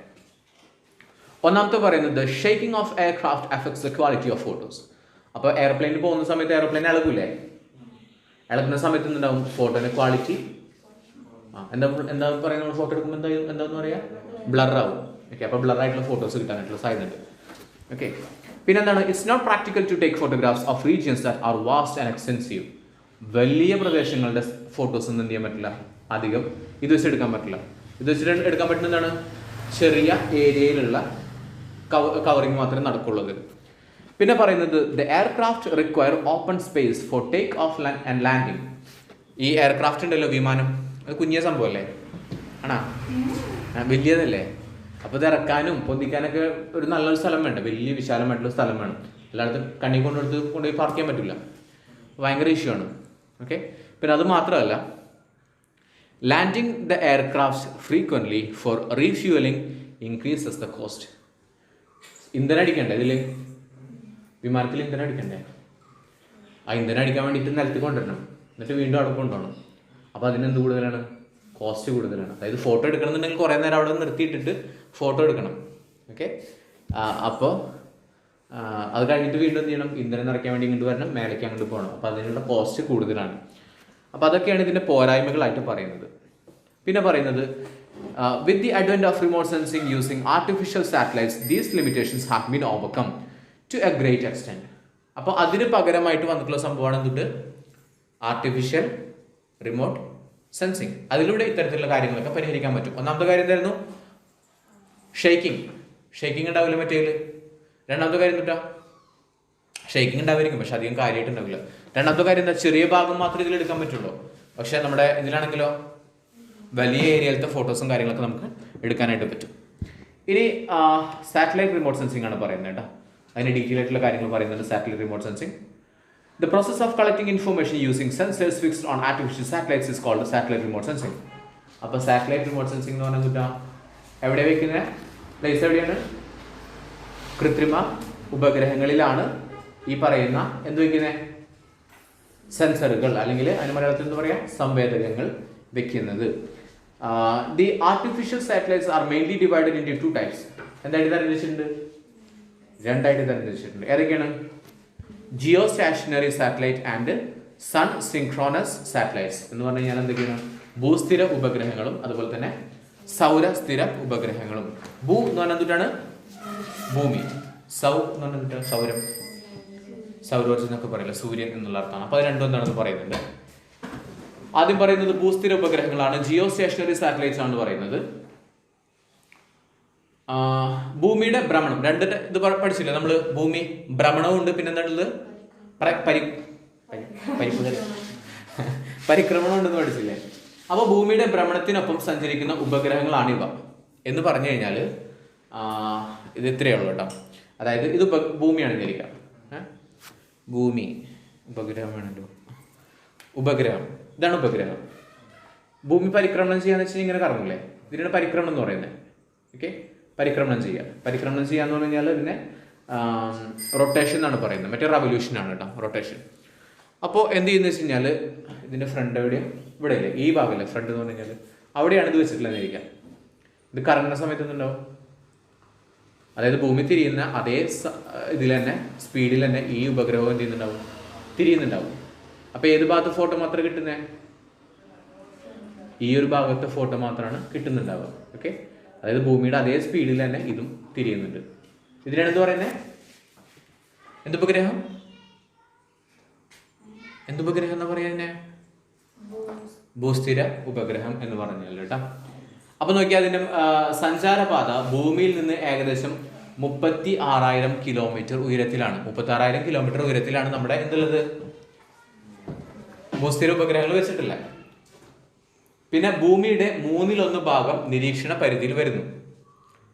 ഭൂമി ഒരു 3 ഭാഗമായിട്ട് നമ്മൾ തരംതിരിക്കുകയാണെങ്കിൽ, 3 ഭാഗമായിട്ട് വിഭജിക്കുകയാണെങ്കിൽ അതിൽ 1/3 ഭാഗം എന്ത് ചെയ്യാൻ പറ്റും? ഈ ഒരു ഉപഗ്രഹത്തിൽ നമുക്ക് കവർ ചെയ്യാനായിട്ട് പറ്റും. അതിന്റെ ഫോട്ടോസും കാര്യങ്ങളൊക്കെ നമുക്ക് എടുക്കാനായിട്ട് പറ്റും. ഇനി ഭൂമിയുടെ ഭ്രമണ വേഗത്തിന് തുല്യമായിട്ടുള്ള വേഗത്തിൽ സഞ്ചരിക്കുന്നതിനാൽ എല്ലായ്പ്പോഴും ഭൂമിയിലെ ഒരു പ്രദേശത്തെ അഭിമുഖീകരിച്ച് നിലകൊള്ളുന്നു. പറഞ്ഞാൽ മനസ്സിലായില്ലേ നേരത്തെ? അതായത് ഇവിടെ മാത്രമായിരിക്കും അതിന്റെ പൊസിഷൻ. ഭൂമി കൊണ്ട് കറങ്ങുമ്പോൾ എന്ത് ചെയ്യും? ഇതും കൂടെ കറങ്ങുന്നുണ്ടാവും. ഓക്കെ, അപ്പോൾ ഒരു പ്രദേശത്തിന്റെ സ്ഥിരമായിട്ട് എന്ത് ചെയ്യാൻ പറ്റും? വിവരശേഖരണത്തിന് അത് സഹായിക്കുന്നുണ്ടാവും. മനസ്സിലായോ? അടുത്തത് വാർത്താവിനിമയത്തിനും ദിനാന്തരീക്ഷ സ്ഥിതി മനസ്സിലാക്കാനും പ്രയോജനപ്പെടുന്നു. എന്താണ് വാർത്താവിനിമയം? ടെലികമ്മ്യൂണിക്കേഷൻ ഉണ്ടല്ലോ, ടെലികമ്മ്യൂണിക്കേഷൻ, ടെലഫോൺ, അതിനൊക്കെ സഹായിക്കുന്നുണ്ട്. പിന്നെന്താണ് വാർത്താവിനിമയം? ദിനാന്തരീക്ഷം. ദിനാന്തരീക്ഷം എന്ന് വെച്ച് കഴിഞ്ഞാൽ ദിവസമുള്ള അന്തരീക്ഷം. ഇപ്പം നല്ല ചൂടില്ലേ? എത്ര ഉണ്ടാവും ഇപ്പോൾ ചൂട്? എത്ര കിലോ ഉണ്ടാവും? കിലോനല്ലേ? എന്താണ് ഡിഗ്രി? എത്ര ഡിഗ്രി ഉണ്ടാവും? 30 ഡിഗ്രി നമ്മുടെ ബോഡി ടെമ്പറേച്ചർ തന്നെ 30 ഡിഗ്രിയോളം വരുന്നുണ്ട്. ഏകദേശം 30 ഡിഗ്രി ഉണ്ട് വെച്ചാൽ അറ്റ്മോസ്ഫിയർ 30 ഡിഗ്രി സെൽഷ്യസ് ഉണ്ട്. പക്ഷെ അത്യാവശ്യം നല്ല ചൂടാണ്. ഓക്കെ, അപ്പോൾ 30 ഡിഗ്രി കേട്ടോ. അല്ല ഇതെന്താണ്? അപ്പോൾ അത് മനസ്സിലാക്കാനായിട്ട് നമ്മൾ പറയില്ലേ, രാവിലെ ഇത്ര ഡിഗ്രി ചൂടുണ്ടായിരുന്നു, രാത്രി ഇത്ര ഡിഗ്രി ചൂടുണ്ടായിരുന്നു എന്നൊക്കെ പറയില്ലേ? കാലാവസ്ഥ മുന്നറിയിപ്പ്, മഴ പെയ്യാനും പെയ്യാതിരിക്കാനും ഒക്കെ സാധ്യതയുണ്ട്, ഇടി വെട്ടാനും വെട്ടാതിരിക്കാനും സാധ്യതയുണ്ട് എന്നൊക്കെ ന്യൂസിൽ പറയില്ലേ? അപ്പോൾ അതൊക്കെ മനസ്സിലാക്കാനായിട്ട് ഈ പറയുന്ന ഭൂസ്ഥിര ഉപഗ്രഹങ്ങളാണ് സഹായിക്കുന്നത്. പിന്നെ പിന്നെന്തായിരുന്നു? ഇന്ത്യയുടെ ഇൻസാറ്റ് ഉപഗ്രഹങ്ങൾ. ഓരോ പേരില്ലേ ഉപഗ്രഹങ്ങൾക്ക്? അതായത് നമ്മുടെ പണ്ടത്തെ രാജാക്കന്മാരല്ലേ, മൂലം തിരുനാൾ മഹാരാജാവ്, ചിത്തിര തിരുനാൾ മഹാരാജാവ്, ഉത്തരം തിരുനാൾ മഹാരാജാവ്. ആ മഹാരാജാക്കന്മാർക്ക് പേരിട്ടുള്ളത് എന്തിൻ്റെ പുറത്താണ്? അവർ ഏത് മാസമാണോ ജനിക്കുന്നത്, അതായത് ഏത് ദിവസമാണോ ഇതുണ്ടല്ലോ, അത്തം, ചിത്തിര, നാള് ഏത് നാളിലാണ് ജനിക്കുന്നത് ആ നാള് വെച്ചിട്ടാണ് എനിക്ക് പേരിടുന്നത്. മൂലം തിരുനാൾ, പിന്നെ എന്താ തിരുനാളാണ്? ചിത്തിര തിരുനാൾ മഹാരാജാവ് എന്നൊക്കെ പറഞ്ഞിട്ട്. അപ്പൊ അതേപോലെ തന്നെ ഈ പരിപാടിക്ക് വേണ്ടിയിട്ട് അയക്കില്ല ഭൂസ്ഥിര ഉപഗ്രഹങ്ങൾ. എന്തിനൊക്കെ വേണ്ടിയിട്ട് ഉപയോഗിക്കുന്നത്? ടെലികമ്മ്യൂണിക്കേഷൻ, പിന്നെ ദിനാന്തരീക്ഷത്തിന്റെ സ്ഥിതിയൊക്കെ അറിയാനായിട്ട്. അത്തരത്തിലുള്ള ഉപഗ്രഹങ്ങളുടെ പേരുകളാണ് ഇൻസാറ്റ് വെച്ചിട്ടുള്ള പേരുകൾ. ഇൻസാറ്റ് 1, ഇൻസാറ്റ് 2, ഇൻസാറ്റ് 3 എന്നൊക്കെ പറഞ്ഞിട്ട്. ഇൻസാറ്റ് എന്ന് പറഞ്ഞു കഴിഞ്ഞാൽ അത് ഭൂസ്ഥിര ഉപഗ്രഹങ്ങളാണ് എന്ന് മനസ്സിലാക്കി വെക്കുക. ഓക്കെ, ഇനി നമ്മൾ പറയുന്ന സൗരസ്ഥിര ഉപഗ്രഹങ്ങളാണ്. ഓക്കെ, ധ്രുവങ്ങൾ നമ്മൾ പറഞ്ഞില്ല, ഭൂമിക്ക് 2 ധ്രുവങ്ങളില്ലേ, ഏതൊക്കെയാണ്? പോളുകൾ. ഉത്തര ധ്രുവമുണ്ട്, ദക്ഷിണ ധ്രുവമുണ്ട്. ഉത്തര ധ്രുവം ഇംഗ്ലീഷ് എന്താ പറയാ? North Paul. ഓക്കെ, നമ്മൾ മുന്നൊരു ഐഡിയ പറഞ്ഞില്ലേ, ഉത്തരം കിട്ടാണ്ടാകുമ്പോൾ മേലേക്ക് നോക്കുന്നത് നോർത്ത്. ഓക്കെ, അപ്പോൾ നോർത്താണ്, അങ്ങനെ ഇതാക്കാൻ പറ്റും. അപ്പോൾ അങ്ങനെ വലം വയ്ക്കുന്നതാണ് എന്തുട്ട്? സൗര സ്ഥിര ഉപഗ്രഹങ്ങൾ. നോക്കിയേ, ഇത് ഭൂമിയാണെന്ന് ഇരിക്കുക. നമ്മൾ നേരത്തെ പറഞ്ഞത് എന്താണ്? ഒരു പ്രത്യേക സ്ഥലത്ത് ഭൂമി കറങ്ങുന്നതിനോട്, അതായത് ഭൂമിയുടെ ഭ്രമണത്തിനോട് ആനുപാതികമായിട്ട് അതും എന്ത് ചെയ്യുന്നുണ്ട്? കറങ്ങുന്നുണ്ടെന്ന് പറഞ്ഞു. പക്ഷെ ഇതിന്റെ പ്രത്യേകത എന്ന് വെച്ച് കഴിഞ്ഞാൽ ഭൂമി ഇങ്ങനെയല്ലേ, ഭൂമി ഇങ്ങനെ കറങ്ങുന്നുണ്ട്. ഇതെന്താ ചെയ്യുന്നത് വെച്ച് കഴിഞ്ഞാൽ ഇങ്ങനെ കറങ്ങുന്നത്. അപ്പോൾ ഏത് ഏരിയ പറ്റും? ഈ ഏരിയ ഒക്കെ ഇതിൽ കവർ ചെയ്യുന്നുണ്ട്. ഈ ഏരിയ, ഈ പോണ ഏരിയ ഒക്കെ എന്ത് ചെയ്യുന്നുണ്ടാവും? അത് കറങ്ങുന്നുണ്ടാവും. അപ്പോൾ ധ്രുവങ്ങൾക്ക് മുകളിലൂടെ ഭൂമിയെ വലം വയ്ക്കുന്ന കൃത്രിമ ഉപഗ്രഹങ്ങളാണ് സൗരസ്ഥിര ഉപഗ്രഹങ്ങൾ. അപ്പോൾ അവിടെ ചിത്രം കൊടുത്തിട്ടുണ്ട് എങ്ങനെയാണ് അതിന്റെ മൂവ്മെന്റ് എന്നുള്ളത്. ഇനി അതിന്റെ പ്രത്യേകതകൾ പറയുന്നു. സഞ്ചാരപാത ഭൗമോപരിതലത്തിൽ നിന്ന് ഏകദേശം 900 കിലോമീറ്റർ ഉയരത്തിലാണ്. മറ്റേതിലായിരുന്നു 36 അല്ലേ? 36,000. ഇവിടെ 900 കിലോമീറ്റർ അകലെയാണ്. ഭൂസ്ഥിര ഉപഗ്രഹങ്ങളെക്കാൾ കുറഞ്ഞ നിരീക്ഷണ പരിധി. നിരീക്ഷണ പരിധി എന്താണ്? കുറവാണ്. അതായത് മറ്റേ കുറച്ച് ലെങ്ത് അല്ലേ, കുറച്ച് ദൂരെയല്ലേ, ദൂരെയാണ്. അതായത് ഇപ്പം എനിക്ക് നിങ്ങൾ ഫോട്ടോ എടുക്കണമെന്ന് വെച്ചോ, ഞാൻ ഇവിടെ വെച്ച് കഴിഞ്ഞാൽ ചിലപ്പോൾ ആരൊക്കെ കിട്ടൂല, ആരെ കിട്ടാണ്ടിരിക്കുക? അമീനെ കിട്ടൂല, സ്വസ്തിനെ കിട്ടൂല. കാരണം എന്താണ്? അവർ ഇവിടെ ഇരിക്കുന്നത്. അപ്പം ഞാൻ എന്ത് ചെയ്യേണ്ടി വരും? ഞാൻ ബാക്കിലേക്ക് ഇറങ്ങേണ്ടി വരും. അതായത് ലെങ്ത് കൂടുമ്പോൾ നമുക്ക് എന്ത് ചെയ്യാൻ പറ്റും? കൂടുതൽ ഏരിയ കവർ ചെയ്യാൻ പറ്റും. അതാണ് ഫസ്റ്റത്തേൽ പറഞ്ഞിട്ടുള്ളത്. രണ്ടാമത്തേൽ പറഞ്ഞെന്താണ്? അത് ഏകദേശം 900 കിലോമീറ്റർ ഉയരത്തിലല്ലേ. അപ്പോൾ അധികം ഏരിയ നമുക്ക് എന്ത് ചെയ്യാൻ പറ്റില്ല? കവർ ചെയ്യാനായിട്ട് പറ്റില്ല. അപ്പോൾ ഭൂസ്ഥിര ഉപഗ്രഹങ്ങളേക്കാൾ കുറഞ്ഞ നിരീക്ഷണ പരിധിയാണ്. കൃത്യമായിട്ടുള്ള ഇടവേളകളിൽ പ്രദേശത്തിന്റെ ആവർത്തിച്ചിട്ടുള്ള വിവരശേഖരണം സാധ്യമാകുന്നു. ഇതിങ്ങനെയല്ലേ കറങ്ങുന്നത്? മേലെന്ന് താഴേക്കല്ലേ. ഒരു കൃത്യം ഇടവേളകളിലാണ് എന്ത് ചെയ്യുന്നുണ്ടാവുക? ഇതിങ്ങനെ കറങ്ങുന്നുണ്ടാവുക. അപ്പോൾ കൃത്യം ഇടവേളകളിൽ ഇത് ഇവിടെ എത്തും, വീണ്ടും ആ സമയത്ത് ഇവിടെ എത്തും. അപ്പോൾ അങ്ങനെ അവിടെ ഫോട്ടോസ് എടുക്കാനായിട്ട് പറ്റും. പിന്നെ പ്രകൃതി വിഭവങ്ങൾ. പ്രകൃതി വിഭവങ്ങൾ എന്ന് വെച്ചിട്ടാ നമുക്ക് ചോറിനൊക്കെ വിഭവങ്ങൾ ഉണ്ടാവില്ല, കറി നിറയെ കറി ഉണ്ടാവില്ലേ. പ്രകൃതി വിഭവങ്ങൾ എന്ന് വെച്ചിട്ടാ പ്രകൃതി നമുക്ക് വേണ്ടിയിട്ട് എന്ത് ചെയ്യും? കുറെ സാധനങ്ങൾ തരുന്നത്. എന്തൊക്കെ തരും? എന്തൊക്കെ? വെള്ളം, നദി, കടൽ, കാട്, ഓക്സിജൻ. ഓക്സിജൻ പ്രകൃതി വിഭവമാണ്. ഓക്കെ, സാധാരണ ഇതിൽ നമ്മൾ പറയുമ്പോൾ വെള്ളം, പിന്നെ കാട്, അങ്ങനത്തെ മല, ആ സംഭവമൊക്കെ. അപ്പോൾ അതാണ് പ്രകൃതി വിഭവങ്ങൾ. അതിനെ കുറിച്ചിട്ടുള്ള കാര്യങ്ങൾ മനസ്സിലാക്കാൻ പറ്റും. എവിടെ കാടുണ്ട്, എവിടെ വീടുണ്ട്, എവിടെ റോഡുണ്ട്. വീടും റോഡും പ്രകൃതി വിഭവമല്ല. അതെന്താണ്? മാൻമെയ്ഡ് അല്ലേ. മനുഷ്യന്മാരുണ്ടാക്കിയിട്ടുള്ള മനുഷ്യ വിഭവമാണ്. മനുഷ്യന്മാരുണ്ടാക്കിയിട്ടുള്ളതാണ്. മനുഷ്യ വിഭവം ഉണ്ടാക്കിയിട്ടുള്ള വിഭവങ്ങളാണ്. ഭൂവിനിയോഗം. ഭൂവിനിയോഗം എന്ന് വെച്ച് കഴിഞ്ഞാൽ ഭൂമി എന്തിനൊക്കെ വിനിയോഗിക്കപ്പെട്ടിരിക്കുന്നു, എന്തിനൊക്കെയാണ് ഭൂമി യൂസ് ചെയ്തിട്ടുള്ളത് എന്നൊക്കെ നമുക്ക് മനസ്സിലാക്കാനായിട്ട് പറ്റും. ഓക്കെ, പിന്നെ പറയുന്നത് ഭൂഗർഭജലം. ഭൂഗർഭം എന്ന് വെച്ചിട്ടുണ്ടാ ഭൂമിയുടെ അടിത്തട്ടിൽ എത്രത്തോളം വെള്ളമുണ്ട് എന്നുള്ളതൊക്കെ അറിയാനായിട്ട് ഇത് സഹായിക്കുന്നുണ്ട്. ഇതിനെക്കുറിച്ചുള്ള വിവരശേഖരണത്തിനാണ് ഇത് സഹായിക്കുന്നത്. പിന്നെ വിദൂര സംവേദനത്തിന് മുഖ്യമായിട്ടും ഈ ഉപഗ്രഹങ്ങളെ പ്രയോജനപ്പെടുത്തുന്നുണ്ട്. ഓക്കെ, പിന്നെ ഇതിന്റെ ഏതൊക്കെ മറ്റുള്ള പേരുകൾ പറഞ്ഞതായിരുന്നു? ഭൂസ്ഥിര ഉപഗ്രഹങ്ങൾ ഏതൊക്കെ പേരുകളിലാണ്? ഇൻസാറ്റ് പേരുകളിലാണ് അറിയപ്പെടുന്നത്. ഇത് പറയുന്നത് IRS അല്ലെങ്കിൽ ലാൻഡ് സാറ്റ് തുടങ്ങിയ ഉപഗ്രഹങ്ങൾ സൗരസ്ഥിര ഉപഗ്രഹങ്ങൾക്ക് ഉദാഹരണങ്ങളാണ്. ഏറ്റവും ആദ്യത്തെ ഉപഗ്രഹം ഏതാണ്? നമ്മുടെ ആര്യഭട്ട. ആര്യഭട്ടയാണ് ആദ്യത്തെ ഉപഗ്രഹം കേട്ടോ. അടുത്തത് ഭൗമോപരിതലത്തിലെ വിവരങ്ങൾ ശേഖരിക്കുന്നത് സംവേദകങ്ങളുടെ സഹായത്താലാണെന്ന് നിങ്ങൾക്ക് മനസ്സിലായില്ലേ അല്ലേ? സംവേദകങ്ങൾ ഏതൊക്കെയാണ്? Camera or scanner. വസ്തുക്കൾ നമ്മൾ നേരെ ഒരു കാര്യം കൂടി പറഞ്ഞു. ഇതിന്റെ ഫോട്ടോസ് എങ്ങനെ കിട്ടുന്നത്? വസ്തുക്കൾ എന്ത് ചെയ്യുന്നുണ്ട്? പുറപ്പെടുവിക്കുന്നതോ അല്ലെങ്കിൽ പ്രതിഫലിപ്പിക്കുന്നതോ ആയിട്ടുള്ള വൈദ്യുത കാന്തിക വികിരണത്തെയാണ് സംവേദകങ്ങൾ എന്ത് ചെയ്യുന്നത്? പകർത്തുന്നത്. ഓക്കെ, ഭൗമോപരിതലത്തിലെ ഓരോ വസ്തുവും വൈദ്യുത കാന്തിക വികിരണങ്ങളെ പ്രതിഫലിപ്പിക്കുന്നത് വ്യത്യസ്ത അളവിലാണ്. നമ്മൾ നേരത്തെ പറഞ്ഞില്ലേ ഈ വവ്വാലിന്റെ കേസ്. വവ്വാല് ഈ പറയുന്ന ഒരു സൗണ്ട് ഉണ്ടാക്കും, അല്ലെങ്കിൽ ആ ഒരു സൗണ്ട് വേവ്സ് ഉണ്ടാക്കി കഴിഞ്ഞാൽ എലിന്ന് റിഫ്ലക്ട് ചെയ്ത് വരുന്നതും പാമ്പിന്ന് റിഫ്ലക്ട് ചെയ്ത് വരുന്നതൊക്കെ വ്യത്യാസമാണ്. ഓക്കെ, അപ്പോൾ അതിൽ വ്യത്യാസം ഉണ്ടാവും. അതേപോലെ തന്നെ ഇതിൽ റിഫ്ലക്ട് ചെയ്ത് വരുന്നതിൻ്റെ അളവിൽ വ്യത്യാസം ഉണ്ടാവും, വ്യത്യസ്ത അളവിലാണ്. ഉദാഹരണത്തിന് സസ്യങ്ങളുടെ ഊർജ പ്രതിഫലന ശേഷി ജലാശയങ്ങളിൽ നിന്നും വ്യത്യസ്തമാണ്. കാടിൻ്റെതും വെള്ളത്തിൻ്റെതും, അല്ലെങ്കിൽ ജലാശയം ഉണ്ടല്ലോ, സമുദ്രം, കടല്, അല്ലെങ്കിൽ ഈ പറയുന്ന നദി, പുഴ, അരുവി, ഇതിനൊക്കെ വ്യത്യാസമുണ്ട്. ഓരോ വസ്തുവും പ്രതിഫലിപ്പിക്കുന്ന ഊർജത്തിൻ്റെ അളവാണ് ആ വസ്തുവിൻ്റെ സ്പെക്ട്രൽ സിഗ്നേച്ചർ.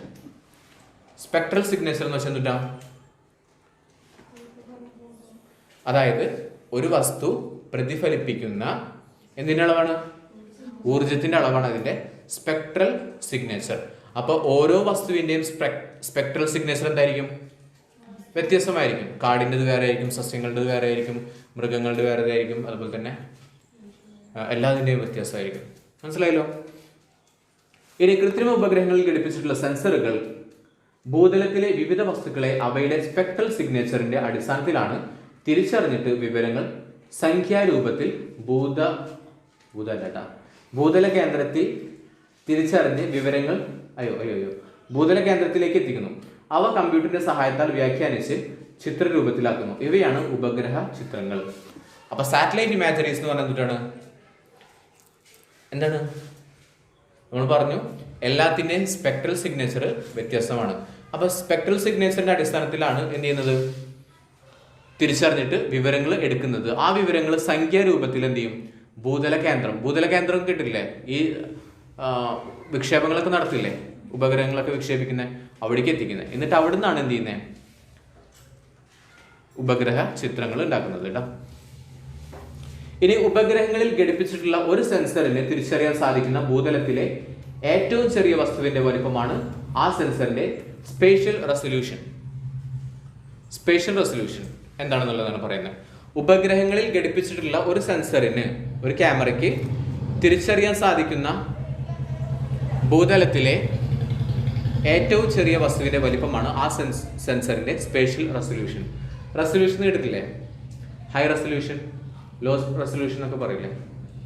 കേട്ടിട്ടില്ലേ? എന്താണ് ഫോട്ടോ ഒക്കെ എടുക്കുമ്പോൾ റെസൊല്യൂഷൻ കൂടിയ ക്യാമറ എന്നൊക്കെ പറയില്ലേ നമ്മൾ? MP കൂടിയത്, മെഗാ പിക്സൽ, നമ്മൾ പറയില്ലേ? ആ 18 MB ക്യാമറ എന്ന് പറയില്ലേ? MP എന്ന് പറഞ്ഞാൽ എന്തിട്ടാണ്? മെഗാ പിക്സലാണ്. അതെന്തിട്ടാണ്?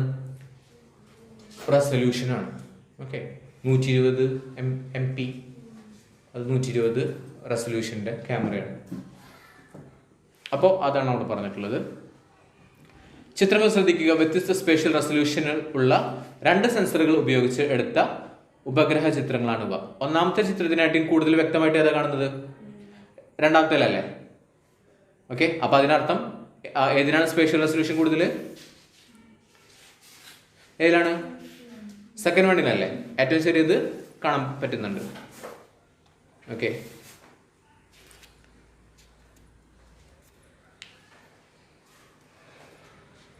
അടുത്തത്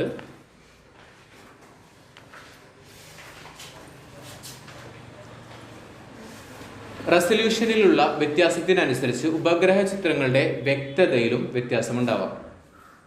ഓക്കെ, റെസൊല്യൂഷൻ മാറുന്നതിനനുസരിച്ച് എന്ത് ചെയ്യാൻ പറ്റും? അതിൻ്റെ ചിത്രത്തിലും വ്യത്യാസം ഉണ്ടാവും. നമുക്ക് കിട്ടുന്ന ഔട്ട്കം അല്ലെങ്കിൽ ഔട്ട്പുട്ട്, അതിൻ്റെ ഇമേജിൽ വ്യത്യാസം ഉണ്ടാവും. നല്ല ക്യാമറയിലെടുത്തതും വലിയ ഇതില്ലാത്ത ക്യാമറയിലെടുത്തതും നമ്മൾ വ്യത്യാസം ഉണ്ടാവില്ലേ? അങ്ങനെ വ്യത്യാസങ്ങൾ ഉണ്ടാവാം. നോക്കാം. വിദൂര സംവേദന സാങ്കേതിക വിദ്യയുടെ പ്രയോജനങ്ങൾ എന്തൊക്കെയാണെന്ന് പറയുന്നത്. കാലാവസ്ഥാ നിർണ്ണയത്തിന്, മഴയുണ്ടോ വെയിലുണ്ടോ എന്നൊക്കെ അറിയാനായിട്ട്, സമുദ്ര പര്യവേഷണത്തിന്, വെച്ച് കഴിഞ്ഞാൽ സമുദ്രത്തിലൂടെ യാത്ര ചെയ്യുമ്പോൾ എന്തൊക്കെ കാര്യങ്ങളൊക്കെയാണ് എന്നുള്ളത് നോക്കാനൊക്കെ ആയിട്ട്, അത് എവിടെയൊക്കെയാണ് ഈ പറയുന്ന ഗർത്തങ്ങളുള്ളത് കാര്യങ്ങളൊക്കെ അറിയാനായിട്ട്, ഭൂവിനിയോഗം മനസ്സിലാക്കുന്നതിന്, ഭൂമി എന്തിനൊക്കെ ഉപയോഗിച്ചിട്ടുണ്ട്, എന്തൊക്കെ ഫാക്ടറീസ് ഉണ്ട്, എവിടെയൊക്കെ കടലുണ്ട്, എവിടെയൊക്കെ മണ്ണുണ്ട്, എന്താണ് മലയുണ്ട് എന്നൊക്കെ അറിയാനായിട്ട് ഇത് യൂസ് ചെയ്യുന്നുണ്ട്.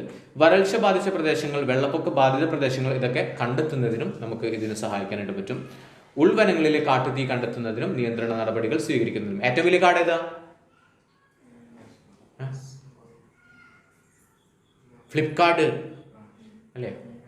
ആണോ? ആമസോൺ ഏതാണ്? ആമസോൺ ആണ് കേട്ടോ. ആമസോൺ ആണ് ഏറ്റവും വലിയ കാട്. ആമസോൺ ആണ്. ഓക്കെ, വിളകളുടെ വളർച്ച, കീടബാധയുടെ വ്യാപനം എന്നിവ മനസ്സിലാക്കുന്നത്. നമ്മളിപ്പോൾ അടുത്ത ഒരു സംഭവം ഉണ്ടല്ലോ, സൂര്യയുടെ പടക്കം ഉണ്ടല്ലോ, ഏതാണ്? വേറെ സ്ഥലത്ത്, ഇവിടെ കേരളത്തിൽ ഇഷ്യൂ ഉണ്ടായില്ല. ഈ നെല്ലും കാര്യങ്ങളൊക്കെ നശിപ്പിച്ചിട്ട് ഒരു പ്രാണി വന്നിട്ട് കണ്ടില്ലേ, നിറയെ പ്രാണികൾ വന്ന് നശിപ്പിച്ച അറിഞ്ഞില്ലേ? ഒരു പ്രാണി, എന്ത് പ്രാണി എന്ന് പറഞ്ഞേ, ഒരു പ്രാണി, ഒരു ഇതുണ്ടല്ലോ പുൽച്ചാടി പോലത്തെ ഒരു പ്രാണി, പേരെന്തിട്ടാ? അങ്ങനെ ആ പ്രാണി വന്നിട്ട് എല്ലാ കൃഷിയൊക്കെ നശിപ്പിച്ചു. എന്നിട്ട് ആ ഒരു സൂര്യയുടെ പടത്തിലുണ്ട്, ഇങ്ങനെ പോയിട്ട് ആ പ്രാണി ഇങ്ങനെ അതിന് പടക്കുണ്ട് അങ്ങനത്. പിന്നെ എണ്ണ പരിവേഷണത്തിന്, എണ്ണ എന്തിട്ടാ? എണ്ണ എവിടെ നിന്ന് കിട്ടുന്നേ? പെട്രോളിയം കാര്യങ്ങളൊക്കെ മണ്ണിൽ നിന്ന് കുഴിച്ചെടുക്കുന്ന സംഭവത്തിൽ. എന്ത് തേങ്ങയെന്ന് പറഞ്ഞ് ഓക്കെ. നമുക്ക് ഭൂഗർഭജല ലഭ്യതയ്ക്ക് സാധ്യതയുള്ള പ്രദേശങ്ങൾ കണ്ടെത്തുന്നതിന്, ഭൂഗർഭജലം എന്ന് വെച്ചിട്ടാണ് ഭൂമിയുടെ അടിയിൽ വെള്ളം ഉണ്ടെന്ന്. ഇപ്പൊ കിണറൊക്കെ കുടിക്കുന്ന സമയത്തൊക്കെ അവിടെ വെള്ളം ഉണ്ടെന്നൊക്കെ അറിയണ്ടേ? അതിനൊന്നും ഇത് അധികം യൂസ് ചെയ്യില്ല, പക്ഷെ നമുക്ക് അറിയാൻ പറ്റും ആ പ്രദേശങ്ങളിൽ വെള്ളമുള്ളതാണോ എന്നുള്ളതൊക്കെ അറിയാനായിട്ട് പറ്റും. വിദൂര സംവേദന സാങ്കേതിക വിദ്യയുടെ സഹായത്താൽ ധാരാളം വിവരങ്ങൾ ലഭ്യമാകുന്നു എന്ന് മനസ്സിലായല്ലോ. ഒരുപാട് കാര്യത്തിന് ഇത് ഉപയോഗിക്കുന്നത് മനസ്സിലായല്ലോ. ഇനി വിദൂര സംവേദന മാർഗങ്ങളിലൂടെയും അല്ലാതെയും ലഭിക്കുന്ന ഭൂവിവരങ്ങൾ വിശകലനം ചെയ്ത് ഭൂപടങ്ങൾ, പട്ടികകൾ, ഗ്രാഫുകൾ എന്നിവ തയ്യാറാക്കുന്നതിനും നമ്മുടെ അന്വേഷണങ്ങൾക്ക് ശാസ്ത്രീയമായിട്ടുള്ള ഉത്തരങ്ങൾ കണ്ടെത്തുന്നതിനും ഭൂവിവര വ്യവസ്ഥ എന്നറിയപ്പെടുന്ന കമ്പ്യൂട്ടർ അധിഷ്ഠിത സാങ്കേതിക വിദ്യയിലൂടെ നമുക്ക് കഴിയും. ഇനി ഭൂവിവര വ്യവസ്ഥ എന്താണെന്ന് പറയുന്നുണ്ട്. Geographic information system, GIS. അതെന്താണെന്ന് പറയുന്നത്? ഭൂപടങ്ങൾ, ആകാശീയ ചിത്രങ്ങൾ, ഉപഗ്രഹ ചിത്രങ്ങൾ, പട്ടികകൾ, സർവേകൾ തുടങ്ങിയ വിവര സ്രോതസ്സുകളിൽ നിന്നും ശേഖരിക്കുന്ന വിവരങ്ങൾ ഭൂവിവര വ്യവസ്ഥ സോഫ്റ്റ്വെയർ ഉപയോഗിച്ചിട്ട് കമ്പ്യൂട്ടറിൽ നിവേശിപ്പിക്കുന്നതിനും, കമ്പ്യൂട്ടറിൽ നിവേശിപ്പിക്കുന്ന കോപ്പി ചെയ്യുക, ഇൻസ്റ്റാൾ ചെയ്യാനൊക്കെ പറയില്ലേ, അത് ഇൻസ്റ്റാൾ ചെയ്യാൻ പറ്റും. എന്നിട്ട് അതിനെ വീണ്ടെടുക്കാൻ പറ്റും, റിക്കവർ ചെയ്യാൻ പറ്റും. വിശകലനം നടത്തുന്നതിനും അനലൈസ് ചെയ്യാൻ പറ്റും. പിന്നെ ഭൂപടങ്ങൾ, പട്ടികകൾ, ഗ്രാഫുകൾ എന്നിവയിലൂടെ അവയെ വിശദമാക്കുന്നതിനുമുള്ള ഒരു കമ്പ്യൂട്ടർ അധിഷ്ഠിത വിവര സഞ്ചയ വ്യവസ്ഥയാണ് ഭൂവിവര വ്യവസ്ഥ എന്ന് പറയുന്നത്. അതായത് ഭൂപടങ്ങളും കാര്യങ്ങളൊക്കെ എന്ത് ചെയ്യാൻ പറ്റും, അതിലേക്ക് ഇൻസ്റ്റാൾ ചെയ്യും. എന്നിട്ട് നമ്മൾക്ക് ആവശ്യമുള്ള കാര്യങ്ങൾ എന്ത് ചെയ്യാൻ പറ്റും, പ്രോസസ്സ് ചെയ്തിട്ട് എടുക്കാനായിട്ട് പറ്റും. ഇതിനെ പറയുന്നതാണ് ഭൂവിവര വ്യവസ്ഥ എന്ന് പറയുന്നത്. അവിടെ ഒരു ഇത് കൊടുത്തിട്ടുണ്ട്. വിവരങ്ങൾ എന്ത് ചെയ്തു, CD-യിൽ നിന്നും ഫ്ലോപ്പിയിൽ നിന്നൊക്കെ കമ്പ്യൂട്ടറിലേക്ക് സൂക്ഷിച്ചു വെച്ചു. എന്നിട്ട് എന്ത് ചെയ്തു, അതിൻ്റെ ഓരോ സെക്ഷൻസ് എടുത്തു. നമുക്കിപ്പോൾ അറിയേണ്ടത് ഇതിനെ കുറിച്ചിട്ടാണെന്നിരിക്കാം, നമ്മൾക്ക് അറിയേണ്ടത് റെയിൽവേ എവിടെയൊക്കെ ഉണ്ട്, അപ്പോൾ അത് മാത്രം നമുക്ക് എന്ത് ചെയ്യാൻ പറ്റും, സെപ്പറേറ്റ് ആയിട്ട് എടുക്കാനായിട്ട് പറ്റും. അങ്ങനെ അത് വെച്ചിട്ട് നമുക്ക് ചാർട്ടുകളും കാര്യങ്ങളൊക്കെ ഉണ്ടാക്കാനായിട്ട്, പട്ടിക ഉണ്ടാക്കാൻ പറ്റും. പിന്നെ ന്യൂമറൽ ആയിട്ടുള്ള കാര്യങ്ങൾ ഉണ്ടാക്കാനായിട്ട് പറ്റും. പിന്നെ ഭൂപടം ഉണ്ടാക്കാനൊക്കെ പറ്റും. അപ്പോൾ താഴെ കൊടുത്തിട്ടുണ്ട് നോക്കാം. CD-കൾ, സ്കാനറുകൾ തുടങ്ങിയ വിവിധ സാങ്കേതിക സങ്കേതങ്ങളുടെ സഹായത്താൽ അടിസ്ഥാന വിവരങ്ങൾ കമ്പ്യൂട്ടറിൽ പ്രവേശിപ്പിക്കുക എന്നതാണ് ആദ്യത്തെ പ്രവർത്തന ഘട്ടം. അപ്പോൾ CD-യും സ്കാനറൊക്കെ ഉപയോഗിച്ചിട്ട് എന്ത് ചെയ്യും, സംഭവങ്ങൾ എന്ത് ചെയ്യും, കമ്പ്യൂട്ടറിലേക്ക് പകർത്തും. അതിനുശേഷം ശേഖരിക്കപ്പെട്ട വിവരങ്ങളെ അടിസ്ഥാനമാക്കി ഭൂവിവര വ്യവസ്ഥ സോഫ്റ്റ്വെയറുകളുടെ സഹായത്തോടെ വിവിധ വിഷയാധിഷ്ഠിത പാളികകളാക്കി മാറ്റാനായിട്ട് കഴിയും. വിവിധ വിഷയം എന്ന് വെച്ചാൽ എന്തൊക്കെ ഉണ്ടാവും ഭൂപടത്തിൽ? എന്തൊക്കെ ഉണ്ടാവും? മല, കാട്, റെയിൽവേ, റോഡ്, വീട് ഒക്കെ ഉണ്ടാവില്ലേ? അപ്പൊ എന്താണോ നമുക്ക് ആവശ്യമായിട്ടുള്ള പാളി എന്ന് പറയുന്നത്, ഏതൊരു ഭാഗമാണ് നമുക്ക് ആവശ്യമുള്ളത്, അത് സെപ്പറേറ്റ് ആയിട്ട് എടുക്കാനായിട്ട് പറ്റും. മാത്രവുമല്ല പല വിശകലന പഠനങ്ങൾക്കും വിധേയമാക്കാനും സാധിക്കും. വിശകലനത്തിന് വിധേയമാക്കിയ വിവരങ്ങളെ നമ്മുടെ ആവശ്യങ്ങൾക്കനുസരിച്ചിട്ട് ഭൂപടങ്ങളായിട്ടാക്കാൻ പറ്റും, അല്ലെങ്കിൽ പട്ടിക രൂപത്തിലാക്കാൻ പറ്റും, സാംഖിക അല്ലെങ്കിൽ ഡിജിറ്റൽ ഫോർമാറ്റിലേക്കൊക്കെ ആക്കാനായിട്ട് പറ്റും, പ്രിന്റ് എടുക്കാം, എന്ത് വേണമെങ്കിലും ചെയ്യാനായിട്ട് പറ്റും. രണ്ട് തരം വിവരങ്ങളെ ആധാരമാക്കിയിട്ടാണ് എല്ലാ വിശകലനങ്ങളും ഭൂവിവര വ്യവസ്ഥ നിർവഹിക്കുന്നത്. അവ ഏതെല്ലാമാണെന്നാണ് പറയുന്നത്? സ്ഥാനീയ വിവരങ്ങളും അതുപോലെ തന്നെ വിശേഷണങ്ങളും. സ്ഥാനീയ വിവരങ്ങൾ എന്താണെന്ന് പറയുന്നത്? ഭുവൻ കേട്ടിട്ടുണ്ടോ? ഭുവനചന്ദ്രൻ, ദിലീപിന്റെ പേര് ഭുവനചന്ദ്രൻ. ഏത് പടത്തില്ല? ഭുവനചന്ദ്രൻ വട കൊടുക്കുന്ന പടം, എനിക്കൊരു വടയിൽ പോതും എന്ന് പറഞ്ഞിട്ട്. ഞാനിവിടെ ഇല്ല എന്ന് പറഞ്ഞോ, ദിലീപിനെ പറഞ്ഞേക്കാൻ പറയില്ലേ, നൻപൻ. നിങ്ങൾ പടം കാണാറില്ലേ? അടുത്ത് ഭുവൻ അതല്ലട്ടാ, ഇത് ആ ഭുവനല്ലേ. ഭുവൻ എന്ന വെബ്സൈറ്റിന്റെയോ അറ്റ്ലസിന്റെയോ സഹായത്തോടെ നമ്മുടെ രാജ്യത്തിന്റെ അക്ഷാംശ രേഖാംശ സ്ഥാനം കണ്ടെത്തൂ. ഒരു സൈറ്റാണ് കേട്ടോ ഭുവൻ എന്ന് പറഞ്ഞ, ഭൂമിയുടെ ഇൻഫർമേഷൻസ്, മാപ്പും കാര്യങ്ങളൊക്കെ ഉള്ള ഒരു സൈറ്റാണ്. അപ്പോൾ അതിൽ നമ്മുടെ പൊസിഷൻ ഇവിടെ 83 സംതിങ് അല്ലേ, 83 ഡിഗ്രിയോ അങ്ങനെ എന്തോ അല്ലേ നമ്മൾ നോക്കിയിട്ടുണ്ടായിരുന്നില്ലേ? അത് നമ്മൾ നോക്കിയിട്ടുണ്ടായിരുന്നു. അപ്പോൾ അത് ഇതിൽ വെച്ചിട്ട് കണക്കൂട്ടാനാണ് വേണ്ടില്ല. ഭൗമോപരിതലത്തിലെ ഓരോ സവിശേഷതകൾക്കും അതിൻ്റെതായിട്ടുള്ള ഒരു സ്ഥാനമുണ്ട്. നിയതമായിട്ടുള്ള അക്ഷാംശ രേഖാംശ സ്ഥാനങ്ങളുള്ള ഭൗമോപരിതല സവിശേഷതകളെ സ്ഥാനീയ വിവരങ്ങൾ എന്നാണ് പറയുന്നത്, അല്ലെങ്കിൽ സ്പേഷ്യൽ ഡാറ്റ എന്ന് പറയുന്നു. ഒരു വസ്തുവിൻ്റെ സ്ഥാനം കണ്ടെത്താനായിട്ടുള്ള ഒരു സംഭവമാണ് കേട്ടോ സ്ഥാനീയ വിവരങ്ങൾ. ഓക്കെ, അടുത്ത വിശേഷണങ്ങൾ. ഭൗമോപരിതലത്തിലെ ഓരോ സ്ഥാനീയ വിവരത്തെ സംബന്ധിച്ചും കൂട്ടിച്ചേർക്കാവുന്ന അധിക വിവരങ്ങളാണ് വിശേഷണങ്ങൾ, ആട്രിബ്യൂട്ട്സ് എന്ന് പറയുന്നത്. നിങ്ങൾ രേഖപ്പെടുത്തിയിരിക്കുന്ന ഇത്തരം വിവരങ്ങളാണ് വിശേഷണങ്ങൾ. അവിടെ താഴെ നോക്കിയേ, നിങ്ങളുടെ സ്കൂളിനെ സംബന്ധിക്കുന്ന ചുവടെ ചേർത്തിട്ടുള്ള വിവരങ്ങൾ കണ്ടെത്തൂ. അധ്യാപകരുടെ എണ്ണം, എത്ര അധ്യാപകരുണ്ടെന്നുള്ളത്, ക്ലാസ് റൂമുകളുടെ എണ്ണം, കുട്ടികളുടെ എണ്ണം, ഇങ്ങനെ കുറേ ചോദ്യങ്ങൾ നമ്മൾ ഉത്തരം പറയില്ലേ. അപ്പോൾ ഇത്തരത്തിലുള്ള സംഭവങ്ങൾ ആദ്യം നമുക്ക് സ്ഥാനീയ വിവരങ്ങളാണ് പറയുന്നത്, ബേസിക് ആയിട്ടുള്ള ഐഡിയാസ്. അതിൻ്റെ എക്സ്ട്രാ ഇൻഫോർമേഷൻസ് ആണ് നമ്മളെ വിശേഷണങ്ങളിൽ പറയുന്നത്. ഓക്കെ, അപ്പോൾ ഭൗമോപരിതലത്തിലെ വിവിധ പ്രദേശങ്ങളുടെ സ്ഥാനീയ വിവരങ്ങൾ, വിശേഷണങ്ങൾ എന്നിവ ശേഖരിച്ച് ഭൂവിവര വ്യവസ്ഥയിൽ ഉൾക്കൊള്ളിക്കാനായാൽ ആ പ്രദേശത്തെ സംബന്ധിക്കുന്ന വിവിധ അന്വേഷണങ്ങൾക്ക് കൃത്യവും ശാസ്ത്രീയമായിട്ടുള്ള ഉത്തരം നൽകാൻ ഭൂവിവര വ്യവസ്ഥയിലൂടെ സാധ്യമാകും. ഇനി പാളികളാണ് പറയുന്നത്. പാളികൾ എന്തിട്ടാ? പണിപാളി എന്ന് പറയില്ലേ? ഈ പാളി ഏത് പാളിയാ? നമ്മൾ നേരത്തെ പറഞ്ഞില്ലേ, ഇൻഫർമേഷൻസ് ഗ്യാദർ ചെയ്തിട്ട് ഭൂവിവര വ്യവസ്ഥയിലൂടെ പാളികളാക്കി മാറ്റാൻ പറ്റുമെന്ന് പറഞ്ഞില്ലേ. അതായത് ഏതാണോ നമുക്ക് ആവശ്യമുള്ള പാളികൾ, അല്ലെങ്കിൽ ഏതാണോ ഡാറ്റ ആവശ്യമുള്ളത് അതാക്കി മാറ്റാനായിട്ട് പറ്റും. ധരാതലി ഭൂപടത്തിന്റെ ഒരു ഭാഗം ചിത്രം 6.14 കേട്ടോ. ആ റൈറ്റ് സൈഡിൽ കൊടുത്തിട്ടുള്ള നോക്കിയാൽ ഒരു ഭൂപടം കൊടുത്തിട്ടുണ്ട്. അതിൽ നിറയെ ഡാറ്റാസ് ഉണ്ട്. നമുക്കൊന്നും മനസ്സിലാവുന്നില്ലല്ലോ ഫസ്റ്റ് ഇതിൽ. പക്ഷെ രണ്ടാമത്തേൽ എന്ത് ചെയ്യുന്നുണ്ട്? നദിയാണെന്ന് തോന്നുന്നു അല്ലേ? എന്താ എടുത്തിട്ടുള്ള അതിൽ? ജലസംഭരണിയോ വാട്ടർ റിസോഴ്സാണ് അവിടെ കൊടുത്തിട്ടുള്ളത്. അതിന് തൊട്ട് താഴെയുള്ളതിൽ. അപ്പം നമുക്ക് എന്ത് മനസ്സിലാക്കാൻ പറ്റുന്നുണ്ട്? അവിടെ വെള്ളത്തിൻ്റെ കാര്യമാണെന്നുള്ള മനസ്സിലാകുന്നുണ്ട്. നദിയോ കടലോ എന്തൊക്കെയാണെന്നുള്ള മനസ്സിലാകുന്നുണ്ട്. അപ്പോഴത്തെ നീർച്ചാലിന് കൊടുത്തിട്ടുണ്ട്. മനസ്സിലായല്ലോ? നീർച്ചാലിൻ്റെ ഡാറ്റാസ് നമുക്ക് കിട്ടുന്നുണ്ട്. എവിടെയൊക്കെ നീർച്ചാലുകളുണ്ട്, ഏതൊക്കെ കണക്ട് ചെയ്തിട്ടുണ്ട്, ഏതൊക്കെ സെപ്പറേറ്റ് ആയിട്ട് കിടക്കുന്നുണ്ട് നീർച്ചാലുകൾ എന്ന് മനസ്സിലാക്കാൻ പറ്റുന്നുണ്ട്. അടുത്തുള്ള റോഡുകൾ, എവിടെയൊക്കെ റോഡുകൾ ഏതൊക്കെ കണക്ട് ചെയ്തിട്ടുണ്ട് എന്നുള്ള നമുക്ക് ആ പാളി കിട്ടുന്നുണ്ട്.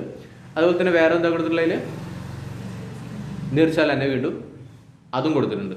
അപ്പോൾ നമുക്ക് ചെയ്യാൻ പറ്റും, സെപ്പറേറ്റ് പാളികളായിട്ട് അല്ലെങ്കിൽ സെപ്പറേറ്റ് ഇൻഫോർമേഷൻ ആയിട്ട് നമുക്ക് എടുക്കാനായിട്ട് പറ്റും.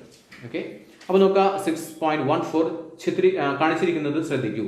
നീർച്ചാലുകൾ, റോഡുകൾ, സസ്യജാലങ്ങളാണ് കേട്ടോ ഏതോരണം. സസ്യജാലങ്ങൾ, കെട്ടിടങ്ങൾ തുടങ്ങി പ്രകൃതിദത്തവും മനുഷ്യനിർമ്മിതമായ നിരവധി ഭൗമോപരിതല സവിശേഷതകൾ ഇതിൽ കണ്ടില്ലേ. ഇവ ഒന്നൊന്നായി അടർത്തി മാറ്റി പ്രത്യേക ഭൂപടങ്ങളാക്കി കഴിഞ്ഞാൽ എന്തുണ്ടാവുക? നമുക്ക് കുറച്ചുകൂടി ഇൻഫർമേഷൻസ് നല്ല രീതിയിൽ എടുക്കാൻ പറ്റും. ആവശ്യമില്ലാത്തൊന്നും നമുക്ക് വേണ്ട. നമുക്ക് ആവശ്യം ഇപ്പോൾ റോഡിൻ്റെ ഡീറ്റെയിൽസ് മാത്രമാണെങ്കിൽ എന്ത് ചെയ്താൽ മതി? ആ പാളി മാത്രം എടുത്താൽ മതി. നമ്മൾക്ക് നോക്കേണ്ടത് വെള്ളത്തിനെ കുറിച്ചിട്ടാണ്. നമുക്കിപ്പോൾ ഒരു കപ്പൽ ഓടിക്കണം. അപ്പോൾ കപ്പൽ എവിടെയൊക്കെ പോകുന്നുള്ളതാണ് അറിയണം. അപ്പോൾ റോഡിൻ്റെ ആവശ്യമുണ്ട് നമുക്ക്. അപ്പോൾ നമുക്ക് എന്ത് ചെയ്താൽ മതി? ഈ വെള്ളത്തിൻ്റെ വാട്ടർ ബോഡീസിൻ്റെ ഡീറ്റെയിൽസ് മാത്രം മതി. അപ്പോൾ അത് മാത്രം എടുക്കാനായിട്ട് പറ്റും. ഭൂവിവര വ്യവസ്ഥയിലൂടെ ഇത് സാധ്യമാണ്. ചിത്രത്തിൽ നീർച്ചാലുകൾ, റോഡുകൾ തുടങ്ങിയവയെ പ്രത്യേകമായി ചിത്രീകരിക്കുന്നത് കണ്ടില്ലേ. ഭൂവിവര വ്യവസ്ഥയിൽ വിശകലനത്തിനായി തയ്യാറാക്കി സൂക്ഷിക്കുന്ന വിഷയ അധിഷ്ഠിത ഭൂപടങ്ങളെ പാളികൾ എന്ന് വിളിക്കുന്നു. നമ്മുടെ 8ാം ക്ലാസ്സിലൊക്കെ പഠിക്കുമ്പോൾ ജോഗ്രഫി അല്ല ഉണ്ടായിരുന്നേ? അല്ല, ജോഗ്രഫി അല്ലല്ലോ. എന്തുണ്ടായിരുന്നു 8ാം ക്ലാസ്സിൽ? സോഷ്യലായിരുന്നു. സോഷ്യലിനെ വീണ്ടും പാളികളാക്കി. എന്തായി? ഹിസ്റ്ററി ആക്കി, ജോഗ്രഫി ആക്കി. പിന്നെ സയൻസ് ഉണ്ടായിരുന്നല്ലോ, അടിസ്ഥാന ശാസ്ത്രം, സയൻസ്. അതിനെ 3 പാളികളായി. ഏതൊക്കെയാണ് കളിക്കുന്നത്? Physics, chemistry, biology. PCB ആക്കി. Okay, physics, chemistry, biology. Okay, PCB ട്ടാ. PCB, physics, chemistry, biology. നമുക്ക് ഡോക്ടറൊക്കെ ആവണമെന്നുണ്ടെങ്കിൽ, എൻട്രൻസ് എഴുതണമെന്നുണ്ടെങ്കിൽ PCBയിൽ 50% കൂടുതൽ മാർക്ക് വേണം എന്തായാലും. ചിലർ ബിയിലും സിയിലും ബിയിലും 50% കൂടുതൽ മാർക്ക് വേണം. മെഡിക്കലിന് പോവുകയാണെന്നുണ്ടെങ്കിൽ അങ്ങനെ ഉണ്ടാവും. ഇനി എൻജിനീയറിംഗിനാണെങ്കിൽ ഫിസിക്സ്, കെമിസ്ട്രി, മാത്സിൽ 50% മാർക്ക്. വേറെ നമുക്ക് ഇതിലൊക്കെ വേണമെങ്കിൽ പോവാം. വേറെ ഇതൊക്കെ എടുത്തിട്ട് BCom അക്കൗണ്ടൻറ്റും കാര്യങ്ങളൊക്കെ ആവാൻ പറ്റും. ഇതിൻ്റെ ആണ് എൻട്രൻസ് എഴുതുന്നുണ്ടെങ്കിൽ PCB അല്ലെങ്കിൽ PCMൽ 50% മാർക്ക് കൂടുതലാണ്. അങ്ങനെയാണ് നിലവിൽ. ചിലർക്കൊക്കെ 75% എന്നൊക്കെ പറയുന്നുണ്ട്. അങ്ങനെ ഫ്യൂച്ചറിൽ അതൊക്കെ മാറാം. പിന്നെ ഫ്യൂച്ചറിൽ ഒരുപാട് മാറ്റങ്ങൾ വരുന്നുണ്ട്. ഡിഗ്രി ഇപ്പോൾ 3 വർഷമല്ലേ, അത് 4 വർഷമാക്കാനൊക്കെ പോകുന്നുണ്ട്. ഡിഗ്രി 4 വർഷം, PG തീരുമാനമായിട്ടില്ല. ഇപ്പോൾ കോവിഡ് ആയതുകൊണ്ടാണ് ഇപ്പോൾ അത് ആവശ്യമായി നിൽക്കുന്നത്. PG 2 വർഷമായിരുന്നു, അത് 1 വർഷമാക്കാനുള്ള പ്ലാനുണ്ട്. സംഭവം തന്നെ 5 ഇയർ ആവും ടോട്ടൽ കഴിയാനായിട്ട്. നല്ലതാ. ഓക്കെ, അപ്പോൾ മനസ്സിലായില്ല. അപ്പോൾ നമുക്ക് കുറച്ചും കൂടി എന്ത് ചെയ്യാൻ പറ്റും, പാളികൾ നമുക്ക് ആവശ്യമുള്ള പാളി മാത്രം എടുത്താൽ മതി. അല്ലെങ്കിൽ ഫുള്ള് സയൻസ് എടുത്തു കഴിഞ്ഞാൽ ഇതിൽ ഫിസിക്സ് എവിടെ, കെമിസ്ട്രി എവിടെ, ബയോളജി എവിടെ നോക്കിയിരിക്കണ്ടേ. സെപ്പറേറ്റ് പാളികളാക്കി കഴിഞ്ഞാൽ ഫിസിക്സ് കിട്ടിയില്ലോ, അങ്ങനെ നമുക്ക് എന്ത് ചെയ്യാൻ പറ്റും, സെപ്പറേറ്റ് എടുക്കാനായിട്ട് വരും. അതേപോലെ തന്നെ ഒരു മാപ്പിൽ നിന്ന് നമുക്ക് ആവശ്യമുള്ള വിവരങ്ങൾ മാത്രം എന്ത് ചെയ്യാൻ പറ്റും, എടുക്കാനായിട്ട് പറ്റും. പിന്നെ ഭൂവിവര വ്യവസ്ഥയുടെ വിശകലന സാധ്യതകളെ കുറിച്ച് പറയുന്നുണ്ട്. സ്ഥാനീയ വിവരങ്ങളായും വിശേഷണങ്ങളായും ശേഖരിക്കപ്പെടുന്ന ഭൗമോപരിതല സവിശേഷതകളെ വ്യത്യസ്ത രീതിയിലുള്ള വിശകലനങ്ങൾക്കും വിധേയമാക്കാൻ ഭൂവിവര വ്യവസ്ഥയ്ക്ക് കഴിയും. ശൃംഖലാ വിശകലനം, ആവൃത്തി വിശകലനം, ഓവർലേ വിശകലനം എന്നിവയാണ് പ്രധാനപ്പെട്ടിട്ടുള്ളത്. അപ്പോൾ എന്താണെന്ന് പറയുന്നുണ്ട് ഓവർലേ വിശകലനം എന്നുള്ളത് നോക്കാം. ആദ്യം പറയുന്ന ഓവർലേ ആണ്. ഇത്തിരി കൂടിയുള്ളൂ കേട്ടോ, കുറച്ചും കൂടിയുള്ള ഓവർലേ വിശകലനം നോക്കാം. ഒരു പ്രദേശത്തിന്റെ വിവിധ ഭൗമോപരിതല സവിശേഷതകളുടെ പരസ്പര ബന്ധത്തെക്കുറിച്ചും കാലാനുസൃതമായി അവയിലുണ്ടാകുന്ന മാറ്റത്തെക്കുറിച്ച് മനസ്സിലാകുന്നതിനും ഓവർലേ വിശകലനം ഉപയോഗിക്കുന്നു. വിളകളുടെ വിസ്തൃതിയിലുണ്ടാകുന്ന മാറ്റങ്ങൾ, ഭൂവിനിയോഗത്തിലെ മാറ്റങ്ങൾ എന്നിവയൊക്കെ മനസ്സിലാക്കാനായിട്ട് ഓവർലേ വിശകലനം സഹായകമാണ്. ഉദാഹരണത്തിന് തൃശ്ശൂർ ജില്ലയിലെ നെൽപ്പാടങ്ങളുടെ വിസ്തൃതിയിൽ 2000 ആണ്ടിനെ അപേക്ഷിച്ച്, അതായത് 2000 വർഷം ഉണ്ടല്ലോ, അതിനപേക്ഷിച്ചിട്ട് 2015 ആയപ്പോൾ ഉണ്ടായ മാറ്റം മനസ്സിലാക്കാൻ 2015 ഭൂവിനിയോഗ ഭൂപടവും 2000 ആണ്ടിലെ ഭൂവിനിയോഗ ഭൂപടവും ഓവർലേ ചെയ്താൽ മതിയാവും. മനസ്സിലായോ? ഓവർലേ അതായത് സിമ്പിളായിട്ട് ഇത്ര ആലോചിച്ചാൽ മതി. ട്രേസ് പേപ്പർ കിട്ടില്ല, നമുക്ക് ട്രേസ് പേപ്പർ മേടിക്കാൻ കിട്ടും. ട്രേസ് പേപ്പർ മേടിക്കാന്ന് വെച്ച് കഴിഞ്ഞാൽ നമുക്ക് അതിൽ ഭൂപടമുള്ള ട്രേസ് കിട്ടും. അത് മേടിക്കാം, നമ്മൾ ഒരു ഷീറ്റ് മേടിക്കാം. എന്നിട്ട് എന്ത് ചെയ്യാം, നമ്മുടെ സ്കൂളിലത്തെ ഒരു ഭൂപടം ഉണ്ടാവുമല്ലോ, അതിൽ വെച്ച് നോക്കി കഴിഞ്ഞാൽ കറക്റ്റ് ആ ഒരു ലെവലിലാണ് ഇരിക്കുന്നുണ്ടാവാം. ഇതെടുത്തിട്ട് നമ്മൾ എന്ത് ചെയ്തു, പഴയ ഇന്ത്യ ഉണ്ടല്ലോ, പഴയ ഇന്ത്യയിൽ എന്തുണ്ട്, ഇന്ത്യയിൽ എന്തൊക്കെ ഉണ്ടായിരുന്നു, പാകിസ്ഥാനും ഇല്ലേ. അപ്പോൾ അതിൻ്റെ മേലെ വെച്ച് കഴിഞ്ഞാൽ എന്തുണ്ടാവും, ഓവർലേ ചെയ്ത് വെച്ച് കഴിഞ്ഞാൽ പാകിസ്ഥാൻ്റെ ഭാഗം സെപ്പറേറ്റ് ആയിട്ട് ഇങ്ങനെ കിടക്കുന്നുണ്ടാവും, ഇതിലില്ലാത്ത ഭാഗമായിട്ട് ഇങ്ങനെ കിടക്കുന്നുണ്ടാവും. ഓക്കെ, അപ്പോൾ നമുക്ക് മനസ്സിലാക്കാൻ പറ്റും മുന്നേ എന്തുണ്ടായിരുന്നു, ഇങ്ങനെ ഒരു സംഭവം ഉണ്ടായിരുന്നു. അല്ലെങ്കിൽ ഈ ഇന്ത്യയിൽ തന്നെ വീണ്ടും ഒരുപാട് ഛത്തീസ്ഗഡ് ആ സംഭവമൊക്കെ ഉണ്ടല്ലോ, ജാർഖണ്ഡ്, അതൊക്കെ പിന്നീട് വന്നിട്ടുള്ളതാണ്. അപ്പോൾ അതിലൊക്കെ എന്തുണ്ട്, ചേഞ്ചസ് വന്നിട്ടുണ്ട്. അതൊക്കെ പോട്ടെ, വേറെ സംഭവം. ഒരാൾക്കൊരു നിറയെ പൈസ കിട്ടിയെന്നിരിക്കാം, ഒരു 5-10 കോടി കിട്ടി. അപ്പോൾ അയാൾ എന്ത് ചെയ്തു, ആളൊരു ബിൽഡിംഗ് പണിയാനായിട്ട്, അല്ലെങ്കിൽ ഒരു വണ്ടർല പോലത്തെ ഒരു സാധനം ഉണ്ടാക്കാനായിട്ട്, അല്ലെങ്കിൽ വണ്ടർല വലിയ, അല്ലെങ്കിൽ ഒരു കിൻഡർ ജോയ്, അതിൻ്റെ ഒക്കെ ഒരു ഫാക്ടറി ഉണ്ടാക്കാൻ വേണ്ടി പോവാണ് വിചാരിക്കാം. ആളെന്ത് ചെയ്തു, പാടത്തിൻ്റെ അടുത്തുള്ള സ്ഥലമാണ് എടുത്തത്. ആ എടുത്ത സ്ഥലത്തിൻ്റെ കൂടെ ആളെന്ത് ചെയ്തു, കുറച്ച് സ്ഥലം പാടത്തിൽ നിന്ന് അടിച്ചു മാറ്റി എന്ന് വിചാരിക്കാം. എന്നിട്ട് ആൾ ബിസിനസ്സൊക്കെ തുടങ്ങി വെച്ചു. അപ്പോഴാണ് നമ്മുടെ നഗരസഭയും ആളുകളൊക്കെ മനസ്സിലാക്കിയത് ഇങ്ങനെ ഒരു സംഭവം ഉണ്ടെന്നുള്ളത്. അപ്പോൾ അവർ ഇയാളെടുത്ത് വന്നിട്ട് പറഞ്ഞു, നിങ്ങൾ പാടം നികത്തിയിട്ടുണ്ടല്ലോ. അപ്പോൾ ഇയാൾ പറഞ്ഞു, ഞാൻ നികത്തിയിട്ടില്ലല്ലോ, വേണമെങ്കിൽ നിങ്ങൾ പരിശോധിച്ച് നോക്കൂ. അപ്പം അവരെന്ത് ചെയ്യും, അവർ ഓവർലേ ചെയ്യും. ഓവർലേ ചെയ്യുന്ന വെച്ച് കഴിഞ്ഞാൽ മുന്നത്തെ മാപ്പ് ഉണ്ടല്ലോ, അതും ഈ മാപ്പും കൂടിയിട്ട് ഓവർലേ ചെയ്ത് നോക്കും. അപ്പോൾ എന്തുണ്ടാവും, ഈ പാടത്തിൻ്റെ എന്തുണ്ടാവും, മറ്റേ ഇതുണ്ടല്ലോ, ആപ്പിൾ ഫോണിൻ്റെ കടിച്ച ഭാഗം ഉണ്ടല്ലോ, അതുപോലെ കാണുകയെ. അപ്പോൾ അവർക്ക് മനസ്സിലാകുന്നത് ഇവിടുന്ന് എന്ത് ചെയ്തിട്ടുണ്ട്, കുറച്ച് ഭാഗം അടിച്ചു മാറ്റിയിട്ടുണ്ടെന്ന് മനസ്സിലാക്കാൻ പറ്റും. അങ്ങനെ അതിനൊക്കെ ഓവർലേ വിശകലനം സാധ്യമാകുന്നുണ്ട്.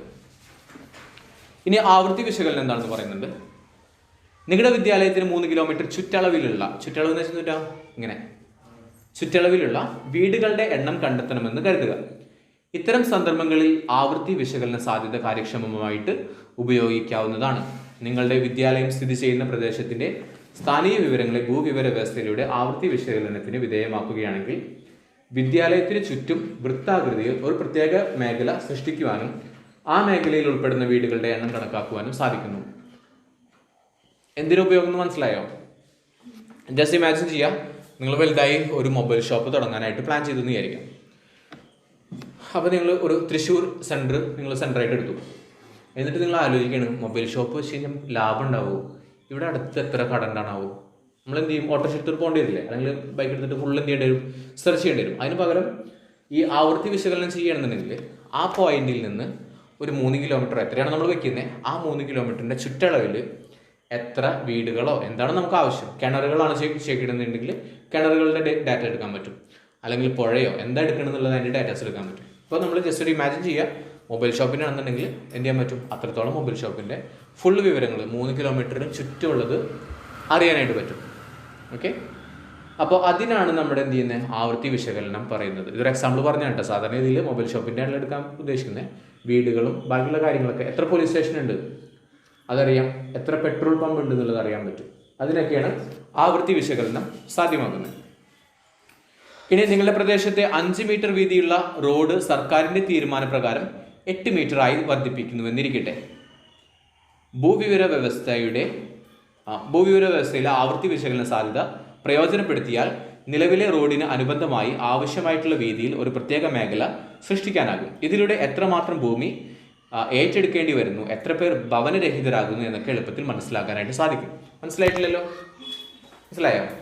എന്നിട്ടാ നമ്മുടെ ഈ റോഡ് ഉണ്ടല്ലോ, ഇവിടെ നാഷണൽ ഹൈവേ പുതിയറ ഈ ഭാഗം, ഇവിടെ ഗവൺമെൻറ് വിചാരിക്കുകയാണ് റോഡിന് വലിപ്പം പോരാ. അവരെന്ത് ചെയ്യും, റോഡിന് വിസ്തൃതി കൂട്ടണം. വിസ്തൃതി കൂട്ടാനായിട്ട് പ്ലാൻ ചെയ്തെന്ന് വെച്ചോ, റോഡ് ഇപ്പോൾ ഇത്രയാണുള്ളത്, നമ്മൾ എന്ത് ചെയ്യാൻ പോകണം, ഇത്രയും കൂടി നീട്ടണമെന്ന് വെച്ചോ. അപ്പോൾ അവർക്കൊന്ന് ചെക്ക് ചെയ്യണം, അവർക്ക് എന്തിനാണ് ഒരു 5 കിലോമീറ്ററാണ് അവർ വികസിപ്പിക്കാനായിട്ട് ഉദ്ദേശിച്ചിട്ടുള്ളത്. അപ്പോൾ അവരെന്ത് ചെയ്യും, ഈ ഒരു സംഭവം ചെയ്യുന്ന സമയത്ത് കറക്റ്റായിട്ട് അവർക്കൊരു ഇത് വരും, അങ്ങനെ ഒരു സംഭവം വരച്ചു വരും. അതിലെന്തുണ്ടാവും, കറക്റ്റായിട്ട് അതിലേതൊക്കെ മതിലുകൾ പൊളിക്കേണ്ടി വരും, അല്ലെങ്കിൽ ഏതൊക്കെ വീടുകൾ പൊളിക്കേണ്ടി വരും എന്നൊക്കെയുള്ള ഡാറ്റാസ് ഫുള്ളായിട്ട് കിട്ടും. മനസ്സിലായോ? അതിന് വേണ്ടിയിട്ടാണ് ഇത് ചെയ്യുന്നത്. മതിലുകളും വീടൊക്കെ പൊളിക്കുകയാണെന്നുണ്ടെങ്കിൽ അവരെന്ത് കൊടുക്കും, നഷ്ടപരിഹാരം കൊടുക്കുന്നുണ്ടായിരിക്കും, പക്ഷെ അതിൻ്റെ ഡാറ്റാസൊക്കെ ഇങ്ങനെ മനസ്സിലാക്കാനായിട്ട് പറ്റും. അപ്പോൾ ആവൃത്തി വിശകലനത്തിൽ ഒരു ബിന്ദുവിനെ ചുറ്റി വൃത്താകൃതിയിലും രേഖീയ സവിശേഷതകൾക്ക് വശങ്ങളിലും ഒരു പ്രത്യേക മേഖല സൃഷ്ടിക്കപ്പെടുന്നു. ഈ മേഖല ആവൃത്തി മേഖല എന്നറിയപ്പെടുന്നു, അല്ലെങ്കിൽ ബഫർ സോൺ എന്നറിയപ്പെടുന്നു. മനസ്സിലായോ? ഇനി ശൃംഖല വിശകലനമാണ് പറയുന്നത്. മറ്റ് 2 വിശകലനങ്ങളിൽ നിന്നും വ്യത്യസ്തമായി ഭൂപടത്തിലെ രേഖീയ സവിശേഷതകളെ മാത്രമാണ് ശൃംഖല വിശകലനത്തിന് വിധേയമാക്കുന്നത്. റോഡ്, റെയിൽവേ, നദികൾ രേഖീയ വെച്ചിട്ടാ ഒരു വര വരച്ചിട്ട് അതേപോലെ പോകില്ലേ, അത് മാത്രം. റോഡ് അതുപോലെയല്ലേ, റെയിൽവേ ഒറ്റ വരി പോലെയല്ലേ പോകുന്നത്, പിന്നെന്താണ് നദി, അതൊക്കെ. അതിനൊക്കെയാണ് ഈ പറയുന്ന ശൃംഖല വിശകലനം യൂസ് ചെയ്യുന്നത്. ഇത്തരം വിശകലന സാധ്യതകളിലൂടെ ഒരു പ്രദേശത്തിൽ നിന്നും മറ്റൊരു പ്രദേശത്തേക്ക് എളുപ്പത്തിൽ എത്താവുന്നതും തിരക്ക് കുറഞ്ഞതുമായിട്ടുള്ള വഴികൾ കണ്ടെത്താൻ സാധിക്കുന്നുവെന്നതും ഇത്തരം വിശകലന സാധ്യതകളിലൊന്നാണ്. നമ്മൾക്കിപ്പോൾ തൃശ്ശൂർ പോകണമെന്ന് വെച്ചാൽ നമുക്ക് 2 രീതിയിൽ കൂടെ തൃശ്ശൂർ പോവാം. എങ്ങനെ പോവാം, കറണ്ട് ഒന്നും തൃശ്ശൂർക്ക് പോവാം, 2 വഴി കൂടെ പോവാം. ഒന്ന് അമല പറപ്പൂർ വഴി പോവാം, അല്ലാന്നുണ്ടെങ്കിൽ എന്ത് ചെയ്യാം, കുന്നംകുളം ജംഗ്ഷൻ അങ്ങനെ പോകാൻ പറ്റും. ഓക്കെ, അങ്ങനെ 2 വഴി കൂടെ എന്ത് ചെയ്യാൻ പറ്റും, തൃശ്ശൂർക്ക് പോകാൻ പറ്റും. അപ്പം നമ്മൾ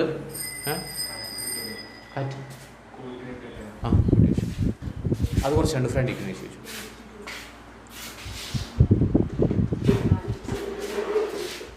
അവിടെ ശരി. ഓക്കെ ഓക്കെ, എന്താ പറഞ്ഞ നമ്മൾ അപ്പോൾ നമുക്ക് എന്ത് ചെയ്യാൻ പറ്റുന്ന വെച്ചാൽ അവിടുത്തെ ഫാനുകൾ കിട്ടും. എന്നിട്ട് എന്ത് ചെയ്യാൻ പറ്റുന്ന വെച്ചാൽ തൃശ്ശൂർ നമുക്ക് ഈസി ആയിട്ടുള്ള വഴി ഏതിലൂടെയാണ് ഈസി, ഏതിലാണ് തിരക്ക് കുറവ് എന്നൊക്കെ നമുക്ക് മനസ്സിലാക്കിയിട്ട് ആ വഴിയിലൂടെ നമുക്ക് പോകാനായിട്ട് പറ്റും. ഇതൊക്കെ ശൃംഖല വിശകലനമാണ് കേട്ടോ. അത് എന്തിനൊക്കെ യൂസ് ചെയ്യുന്നത്, ഒരു അപകടത്തിൽ പെട്ടു വിചാരിക്കുക, അയാളെ എവിടെ എത്തിക്കണം, നേരെ ആശുപത്രിയിൽ എത്തിക്കണം. അല്ലെങ്കിൽ ഹാർട്ട് സർജറി ഒക്കെ സമയത്ത് ഹാർട്ട് ഒരു നിശ്ചിത സമയം വരെ വർക്ക് ചെയ്യുള്ളൂ. അപ്പോൾ അതിനുള്ളിൽ എന്ത് ചെയ്യണം, ആ സ്ഥലത്തേക്ക് എത്തിക്കണം. ട്രാഫിക് സിനിമയിൽ അവർ നോക്കുന്നില്ല, അവർ ആദ്യം അത് സെർച്ച് ചെയ്തിട്ട് അവർ പറയുന്നുണ്ട് ഈ റൂട്ടിലൂടെ പോയി കഴിഞ്ഞാൽ ഏറ്റവും എളുപ്പ വഴി ഇതാണ് എന്ന് പറഞ്ഞത്. അപ്പോൾ അതിനൊക്കെ നമ്മൾ ഈ പറയുന്ന ശൃംഖല വിശകലനം ഉപയോഗിക്കുന്നത് കേട്ടോ. മരിച്ചു കഴിഞ്ഞാൽ ഹാർട്ട് വർക്ക് ചെയ്യും. ബ്രെയിൻ ഡെത്ത് ആണെന്നുണ്ടെങ്കിൽ ഹാർട്ട് വർക്ക് ചെയ്യുന്നുണ്ടാവും. ഹാർട്ട് ഒരു നിശ്ചിത സമയം വരെ വർക്ക് ചെയ്യുന്നുണ്ടാവും. അതിനുള്ളിൽ ആ ഹാർട്ട് കൊണ്ടുപോയിട്ട് വെക്കുകയാണെങ്കിൽ തലച്ചോറ് മരിച്ചുപോയി.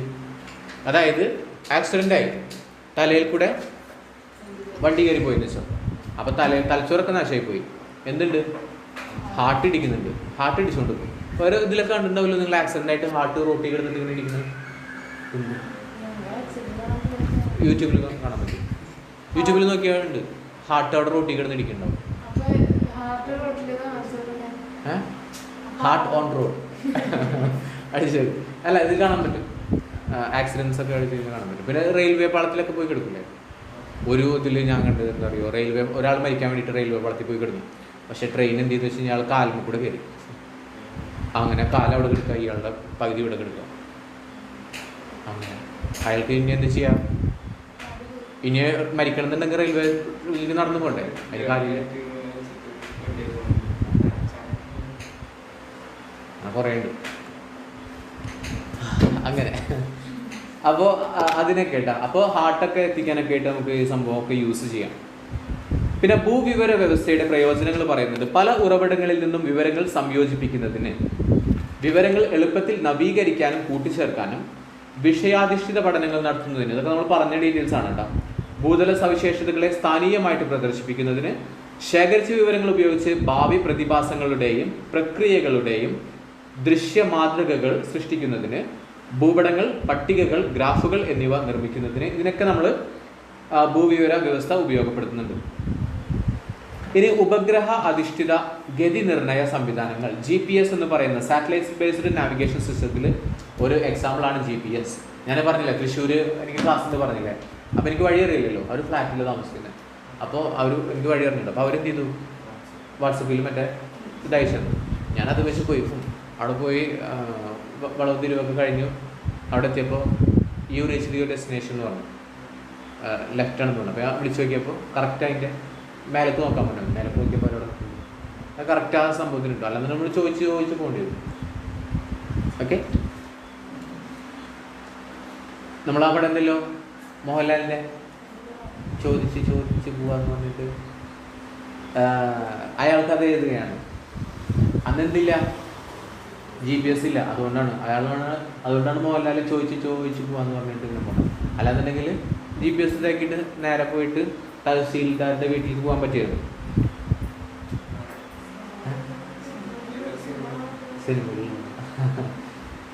അടുത്തത് സിനിമ കണ്ടപ്പോൾ ഇതൊക്കെ ഓർമ്മ വേണം. അടുത്തത് എന്താണ്, ഭൗമോപരിതല വസ്തുക്കളുടെ സ്ഥാനവും ഗതിയും കണ്ടെത്താൻ ഇന്ന് ഉപഗ്രഹാധിഷ്ഠിത ഗതി നിർണയ സംവിധാനങ്ങൾ ഉപയോഗിക്കുന്നുണ്ട്. ഭൂപട നിർമ്മാണം, ഗതാഗതം തുടങ്ങിയ അനേകം മേഖലകളിൽ നിന്ന് ഇത് പ്രയോജനപ്പെടുത്തുന്നു. അമേരിക്കൻ ഐക്യനാടുകളുടെ ഗതി നിർണയ സംവിധാനമായ ഗ്ലോബൽ പൊസിഷനിങ് സിസ്റ്റമാണ് വ്യാപകമായിട്ട് ഉപയോഗിക്കുന്നത്. അപ്പോൾ GPS എന്താണെന്ന് പറയുന്നുണ്ട് കേട്ടോ, ഒന്ന് ശ്രദ്ധിക്കാം. ഭൗമോപരിതലത്തിലെ വസ്തുക്കളുടെ അക്ഷാംശ രേഖാംശ സ്ഥാനം, ഉയരം, സമയം എന്നിവ മനസ്സിലാക്കാൻ സഹായിക്കുന്ന സംവിധാനമാണ് ഗ്ലോബൽ പൊസിഷനിങ് സിസ്റ്റം അല്ലെങ്കിൽ GPS. ഭൗമോപരിതലത്തിൽ നിന്ന് 20,000 മുതൽ 20,200 കിലോമീറ്റർ വരെയുള്ള ഉയരത്തിൽ 6 വ്യത്യസ്ത ഭ്രമണപഥങ്ങളിലായിട്ട് 24 ഉപഗ്രഹങ്ങളുടെ ഒരു ശ്രേണിയുടെ സഹായത്താലാണ് സ്ഥാനനിർണ്ണയം നടത്തുന്നത്. നമ്മളിപ്പോൾ ഈ GPS ഉപയോഗിക്കുന്നില്ലേ, അപ്പോൾ എത്ര ഉപഗ്രഹങ്ങൾ വേണം നമുക്കിത് വർക്ക് ചെയ്യുന്നുണ്ടെങ്കിൽ? 24 ഉപഗ്രഹങ്ങൾ അവിടെ കിടന്ന് വർക്ക് ചെയ്യുന്നത്. നമ്മളിതെല്ലാം അറിയണ്ടേ, നമ്മൾ വിചാരിച്ചിട്ടാ എയർടെലിൻ്റെ മൊയിലാളി നമുക്ക് അയച്ചാൽ നമ്മൾ വിചാരണം ശരിക്കും 24 സംഭവങ്ങൾ എന്നിട്ട് കിട്ടണം. അതുപോലെ റേഡിയോ അല്ലേ, റേഡിയോൻ്റെ ഡാറ്റ കിട്ടുന്നതൊക്കെ ഇങ്ങനെ ഉപഗ്രഹങ്ങൾ വഴിയാണ്. ഓക്കെ, ടിവിയുടെ സാധനമൊക്കെ ഇങ്ങനെ കിട്ടുന്നത് എല്ലാതും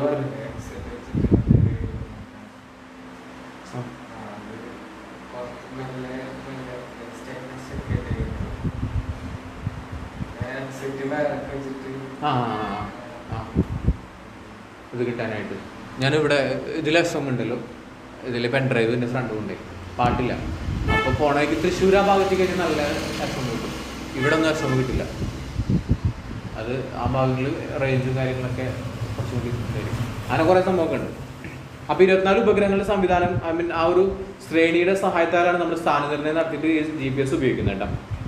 ഉപഗ്രഹങ്ങളിൽ നിന്ന് വരുന്ന സിഗ്നലുകൾ നമ്മുടെ കൈവശമുള്ള സ്വീകരണ ഉപാധി, നമ്മുടെ കയ്യിലുള്ള സ്വീകരണ ഉപാധി എന്നിട്ടാ റിസീവർ ഏതാ, മൊബൈൽ ഫോൺ, ലഭ്യമായാൽ സ്ഥാനം നിർണ്ണയിക്കാനായിട്ട് കഴിയും. ഏറ്റവും ചുരുങ്ങിയത്, ഏറ്റവും കുറഞ്ഞത് എത്രയെങ്കിലും വേണം, 4 ഉപഗ്രഹങ്ങളെങ്കിലും വേണം.